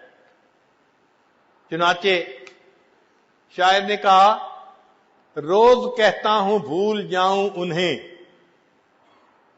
روز کہتا ہوں بھول جاؤں انہیں، روز یہ بات بھول جاتا ہوں، ایسا یہ نام دل میں بس جاتا ہے کہ بندہ بھولنے کی نیت کرے تو بھول بھی نہیں سکتا۔ امام ربانی مجدد ثانی رحمت اللہ علیہ فرماتے ہیں کہ جس بندے کو فنائے قلب کی کیفیت حاصل ہو گئی، اس بندے کو 1000 سال کی عمر دی جائے اور اسے کہا جائے اس 1000 سال میں تم اللہ کے نام کو بھلا کر دکھاؤ، وہ فرماتے ہیں کہ 1000 سال کوشش کرنے کے باوجود وہ اللہ کی یاد سے غافل نہیں ہو سکے گا۔ اب ایسا مقام کہ بھلانا بھی چاہو بھلا نہیں سکو گے، اس لیے ہمارے مشائخ نے لکھا ہے الفانی لا یرد، فانی واپس نہیں لوٹتا۔ واقعی جس کو ذکر میں فنا حاصل ہو جاتی ہے پھر غفلت کا نام و نشان وہاں نہیں آتا۔ اس کی مثال یوں سمجھیں کہ اگر کوئی پھل پک جائے تو کیا پکنے کے بعد دوبارہ کچا ہو سکتا ہے؟ دوبارہ کچا نہیں ہو سکتا۔ کوئی بچہ بالغ ہو جائے تو بالغ ہونے کے بعد دوبارہ نابالغ تو نہیں ہو سکتا۔ اسی طرح جب ذکر میں فنا کا مقام مل جاتا ہے تو بندہ پھر دوبارہ غفلت کی طرف واپس نہیں لوٹ سکتا۔ تو ہم ذکر کو اتنا کریں کہ اس کو نقطہ فنا تک پہنچا دیں، فنائے قلبی کا مقام حاصل ہو جائے اور ہمیں اللہ تعالیٰ شیطان کے فریب سے محفوظ فرما لے۔ یہ ذکر انسان کے پاس اسلحہ ہے، ہتھیار ہے۔ اور آپ نے دیکھا ہوگا کہ جب کوئی فوجی کسی دشمن پر قابو پا لیتا ہے نا تو سب سے پہلا کام یہ کرتا ہے کہ اس سے اسلحہ چھینتا ہے۔ جب بھی فوجی کسی کو پکڑتا ہے کیا کہتے ہیں؟ ہینڈز اپ، ہاتھ کھڑے کرو۔ کیوں ہاتھ کھڑے کرواتے ہیں بھائی؟ اس لیے کہ ہاتھ میں اگر کوئی چیز ہوگی تو نیچے رکھے گا یا نیچے یا اوپر ظاہر ہو جائے گی۔ تو سب سے پہلے دشمن سے اسلحہ لیتے ہیں۔ اسی طرح شیطان بھی جب انسان پر حملہ آور ہوتا ہے تو وہ کیا کرتا ہے کہ انسان کو اللہ کے نام سے غافل کر دیتا ہے، وہ اس کا اسلحہ اس سے چھین لیتا ہے۔ تو ہم اپنے رب سے غافل نہ ہو، بس یہ ذہن میں رکھ لیں، ہر وقت دل میں اللہ تعالیٰ کی یاد ہو۔ ہمارے مشائخ اتنا اللہ کو یاد کرتے تھے کہ وہ گھنٹوں مراقبے میں بیٹھتے تھے۔ حضرت مولانا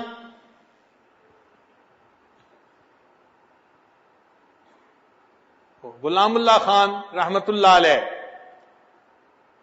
انہوں نے قرآن مجید کی تفسیر پڑھی تھی ایک بزرگ سے۔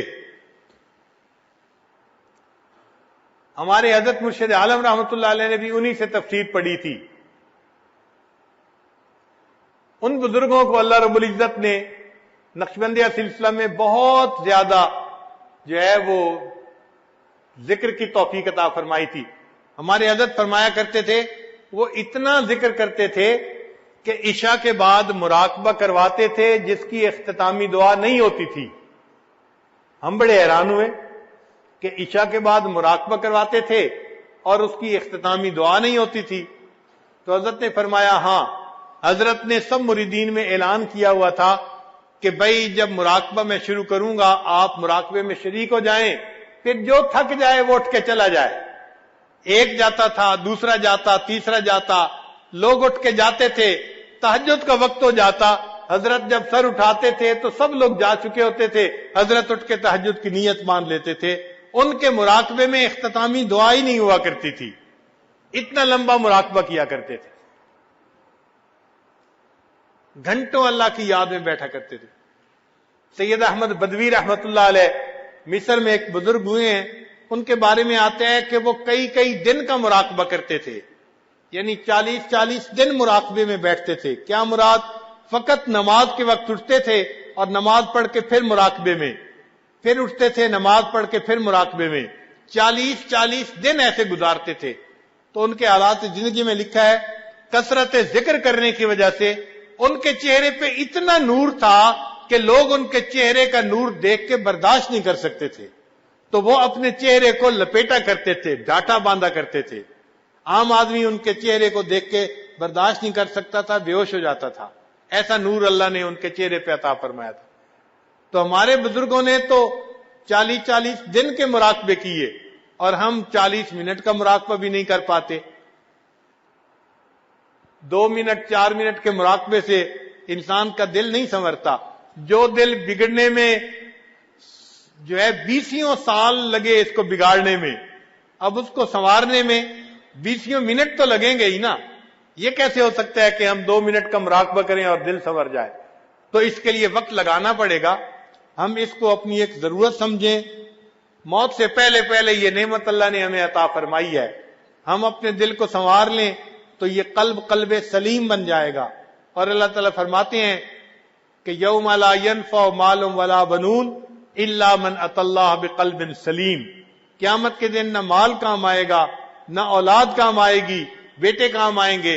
ہاں جو سنورا ہوا دل لایا وہ دل اسے کام آئے گا.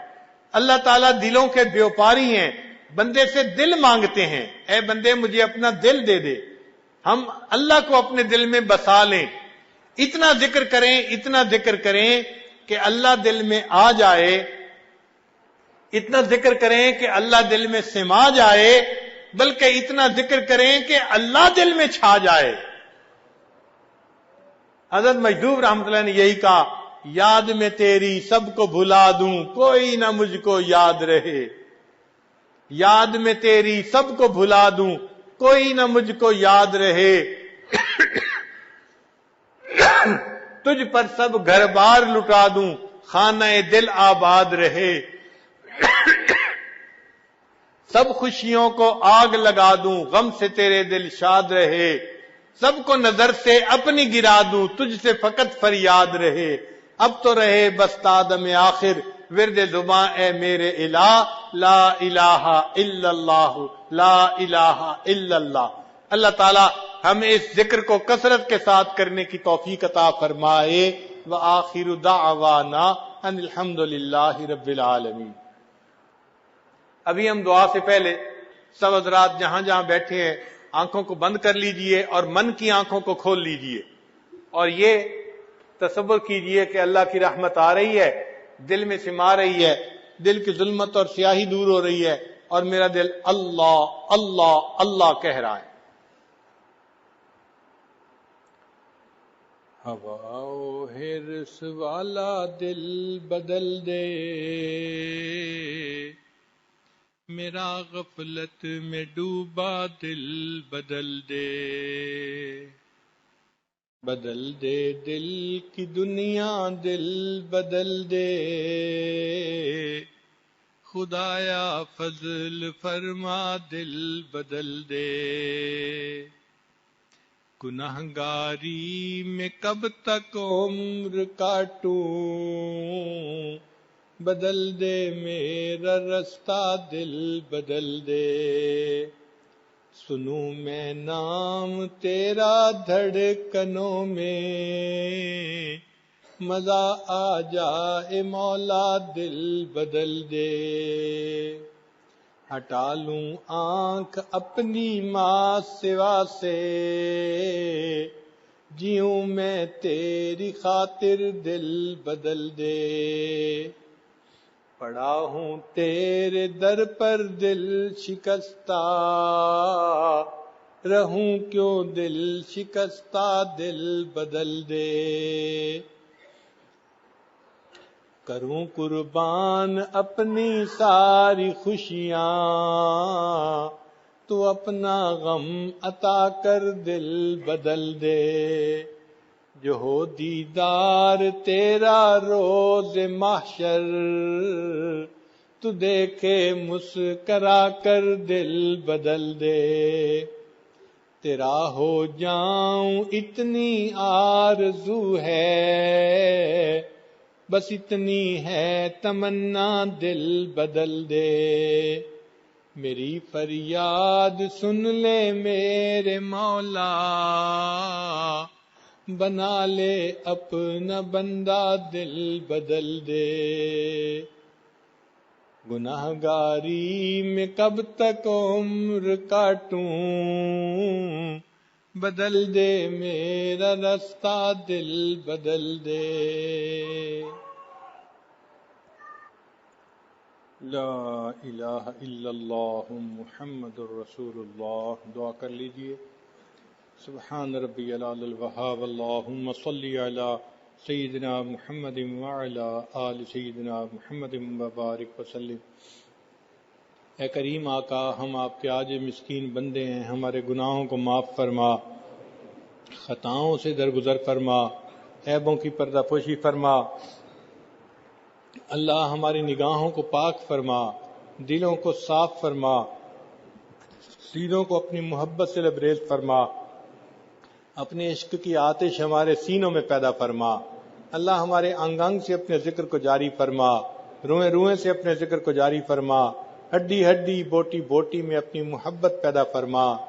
اے اللہ ہمارے علم میں برکت پیدا فرما، عمل میں برکت پیدا فرما، رزق میں برکت پیدا فرما، صحت میں برکت پیدا فرما، دین میں برکت پیدا فرما، وقت میں برکت پیدا فرما، کاموں میں برکت پیدا فرما، قدم قدم اپنی برکتیں شامل حال فرما۔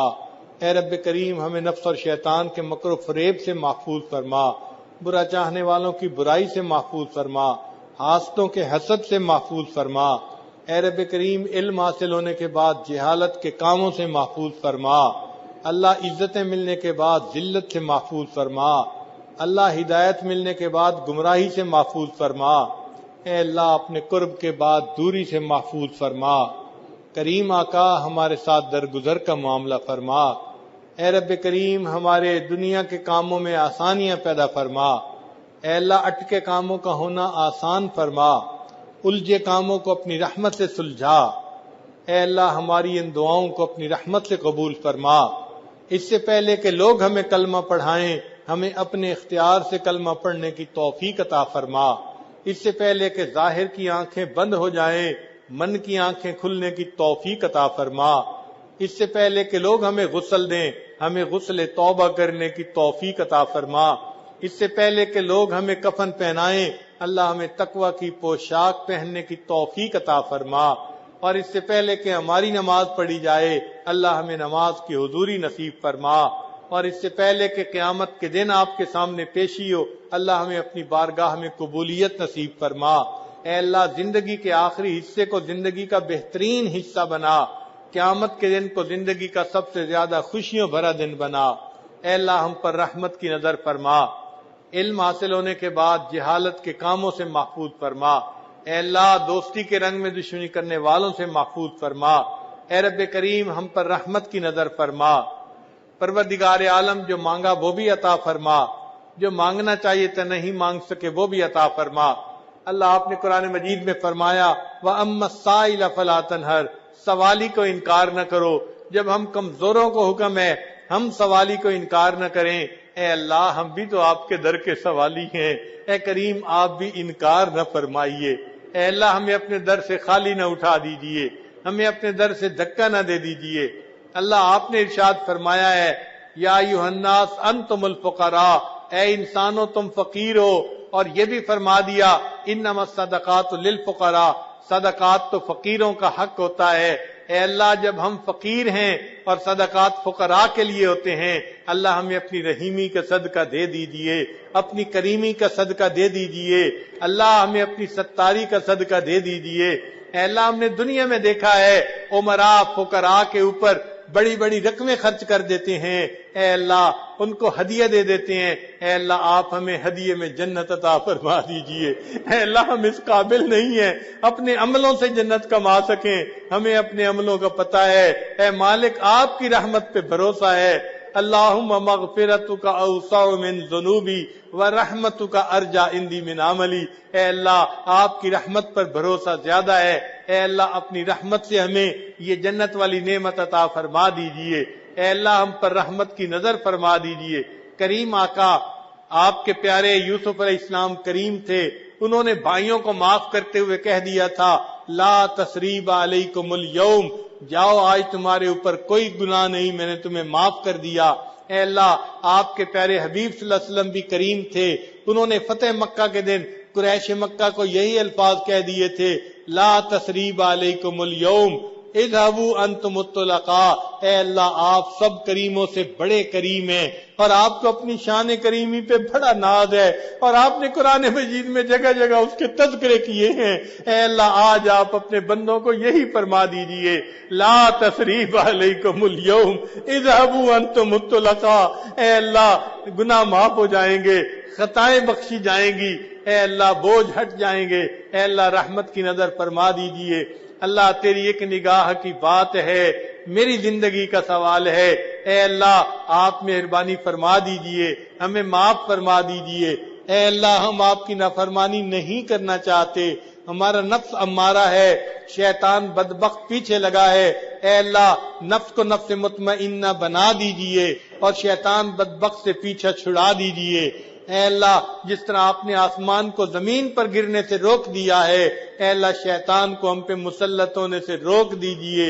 اے اللہ ہمیں اپنا بنا لیجئے، پیشانی کے بالوں سے پکڑ کر اللہ نیکی کے رستے پہ ہمیں چلا دیجئے۔ اے اللہ معصیت کی ذلت سے محفوظ فرما، ہمیں طاعات کی عزت نصیب فرما۔ اے اللہ فضیل بن عیاض رحمت اللہ علیہ پر جو آپ کی رحمت کی نظر پڑی تھی اور آپ نے ان کو ڈاکوں کی سرداری سے نکال کے ولیوں کا سردار بنا دیا تھا، اللہ رحمت کی ایک ایسی نظر ہم پر بھی ڈال دیجئے۔ اے اللہ جو رحمت کی نظر آپ کی بشر حافی پہ پڑی تھی، دنیا کے شراب خانے سے نکال کے آپ نے ان کو اپنی محبت کی شراب پلا دی تھی، اللہ ایک محبت کی وہ نظر ہم پر بھی ڈال دیجئے۔ اے اللہ وہ محبت کی نظر جو آپ نے جنید بغدادی پر ڈالی اور دنیا کی پہلوانی سے نکال کے ان کو اولیاء کی دنیا کا پہلوان بنا دیا، اللہ ایک محبت کی وہ نظر ہم پر ڈال دیجئے۔ اے اللہ رحمت فرما دیجئے۔ اے اللہ آپ کے بندے دور قریب سے چل کے یہاں آئے ہیں آپ کو منانے کے لیے، اے کریم آقا آپ مان جائیے۔ اے اللہ اپنی ناراضگی ختم کر دیجئے، اے اللہ اپنی رضا عطا فرما دیجئے۔ کریم آقا مہربانی کا معاملہ فرما، اے اللہ ہماری ان دعاؤں کو اپنی رحمت سے قبول فرما لیجئے۔ اے رب کریم ہم نے تو دیکھا ہے بچہ چلتے چلتے تھک جائے تو وہ کہتا ہے ابو مجھے اٹھا لے، باپ تھکا ہوا بھی ہو پھر بھی بچے کو اٹھا لیتا ہے، سہارا دے دیتا ہے۔ اے اللہ ہم بھی گناہ کرتے کرتے تھک گئے ہیں، نفس اور شیطان سے لڑتے لڑتے تھک گئے ہیں، اللہ اب آپ کا سہارا چاہتے ہیں، اے اللہ سہارا دے دیجئے۔ شیطان کے مقابلے میں ہمیں کامیابی دے دیجئے، نفس کے مقابلے میں کامیابی دے دیجئے۔ اے اللہ ہم کمزوروں کی مدد فرما دیجئے۔ میرے مولا مہربانی کا معاملہ فرما، رحمت کی نظر فرما۔ اے اللہ ہمارے حال پر رحمت کی نظر فرما دیجئے، ہمیں گناہوں کی ذلت سے بچا لیجئے اور طاعات کی عزت عطا فرما دیجئے۔ اے کریم آقا اس مجلس میں کتنے لوگ ہیں کلمہ پڑھتے پڑھتے بال سفید کر بیٹھے، اے اللہ ان کے بالوں کی سفیدی کا واسطہ دیتے ہیں، اے اللہ رحمت کی نظر ڈال دیجئے، کرم کر دیجئے۔ اے اللہ اس مجمع میں چھوٹے چھوٹے بچے بھی ہیں، معصوم ہاتھ اٹھائے بیٹھے ہیں، اے اللہ ہم آپ کو ان کے ہاتھوں کی معصومیت کا واسطہ دیتے ہیں، اللہ ان کے معصوم ہاتھوں کو خالی نہ لٹائیے اور ان کی برکت سے اللہ ہم گناہگاروں کے اٹھے ہاتھوں کو بھی قبول فرما لیجئے۔ اللہ مہربانی کا معاملہ فرما، اے اللہ رحمت کا معاملہ فرما۔ اے اللہ آپ نے موسیٰ علیہ السلام کو فرعون کی طرف بھیجنا تھا تو آپ نے فرمایا تھا کہ اس کے پاس جاؤ اور قولا لہ قولا لینا، تم اس سے نرم گفتگو کرنا۔ اے اللہ وہ فرعون جو انا ربکم الاعلی کا دعویٰ کرتا تھا اس کی طرف موسیٰ علیہ السلام جا رہے ہیں اور آپ ان کو نرمی کا حکم فرماتے ہیں۔ اے اللہ یہ مجمع ان لوگوں کا ہے جو روزانہ سجدے میں سر ڈال کے سبحان ربی الاعلی کی گواہیاں دیتے ہیں، اے اللہ ہمارے ساتھ بھی نرمی کا معاملہ فرما دیجئے۔ اے اللہ ہمیں اپنے عذاب سے بچا لیجئے، اپنی ناراضگی سے بچا لیجئے، اللہ کرم کا فیصلہ فرما دیجئے، ہماری توبہ قبول کر لیجئے۔ اے رب کریم ہماری ان دعاؤں کو اپنی رحمت سے قبول فرما۔ اے اللہ جو لوگ دل میں نیک مرادیں لے کے آئے ہیں بتا نہیں سکے، اللہ ان کے دل کی نیک مرادوں کو پورا فرما دیجئے۔ ہمارے والدین عزیز اقارب مشائخ جو فوت ہو چکے اللہ ان کی مغفرت فرما، اور جن کی آپ نے مغفرت کر دی قرب کے اعلیٰ درجات عطا فرما۔ اے اللہ اس مجمع میں کچھ خدمت والے لوگ ہیں جو مختلف جگہوں پر خدمت کے کام میں لگے ہوئے ہیں، ہم نے اپنے بڑوں سے سنا ہے عبادت سے جنت ملتی ہے، خدمت سے خدا ملتا ہے، اللہ ان خدمت والوں کو اپنا تعلق عطا فرما دیجئے اور ان کو اپنا بنا لیجئے اور ان کی خدمت پر ان کو اپنی رضا عطا فرما دیجئے۔ اے اللہ ہم سے راضی ہو جائیے، اے اللہ راضی ہو جائیے، اے کریم آقا ہم سے راضی ہو جائیے۔ رب کریم ہماری ان دعاؤں کو اپنی رحمت سے قبول فرما. اللہ میں بار بار اپنے گھر کا دیدار عطا فرما. اپنے حبیب صلی اللہ علیہ وسلم کے در کی قبولیت والی حاضری بار بار نصیب فرما. اے اللہ ہمارے اس ملک کی حفاظت فرما. اے اللہ جو اس ملک کے دشمن ہیں ان کو ہدایت عطا فرما. جن کی قسمت میں ہدایت نہیں چن چن کے دفع دور فرما. اے اللہ اس کو دین کا قلعہ بنا دیجئے. اللہ مدارس عربیہ کی حفاظت فرمائیے. دعوت و تبلیغ کے کام کی حفاظت فرمائیے. جن خانقاہوں میں اللہ اللہ ہوتی ہے ان خانقاہوں کو اللہ آباد فرما دیجئے. اے اللہ اقامت دین کی کوششوں کو قبول فرما لیجئے. رب کریم جو دل کی نیک مرادیں ہیں اپنی رحمت سے پورا فرما. اے اللہ اس مجمع میں کتنے نوجوان بچے ہیں آج سچی توبہ کر رہے ہیں. اے مالک آج تو گرم خون بھی معافیاں مانگ رہا ہے. اے اللہ اگر آپ نے معاف نہ کیا شیطان بہکائے گا, نفس بھٹکائے گا, جوانیاں ضائع ہو جائے گی. اے اللہ اٹھے ہاتھوں کی لاج رکھ لیجئے. اے اللہ توبہ قبول فرما لیجئے اور ہمیں اپنے پیارے بندوں میں شامل فرما لیجئے. آنے والے وقت و گزرے وقت سے بہتر فرما دیجئے. ربنا تقبل منا انک انت السمیع العلیم تب علینا انک انت التواب الرحیم. وصلی اللہ تعالی علی حبیبہ سیدنا محمد وآلہ واصحابہ اجمعین برحمتک یا ارحم الراحمین.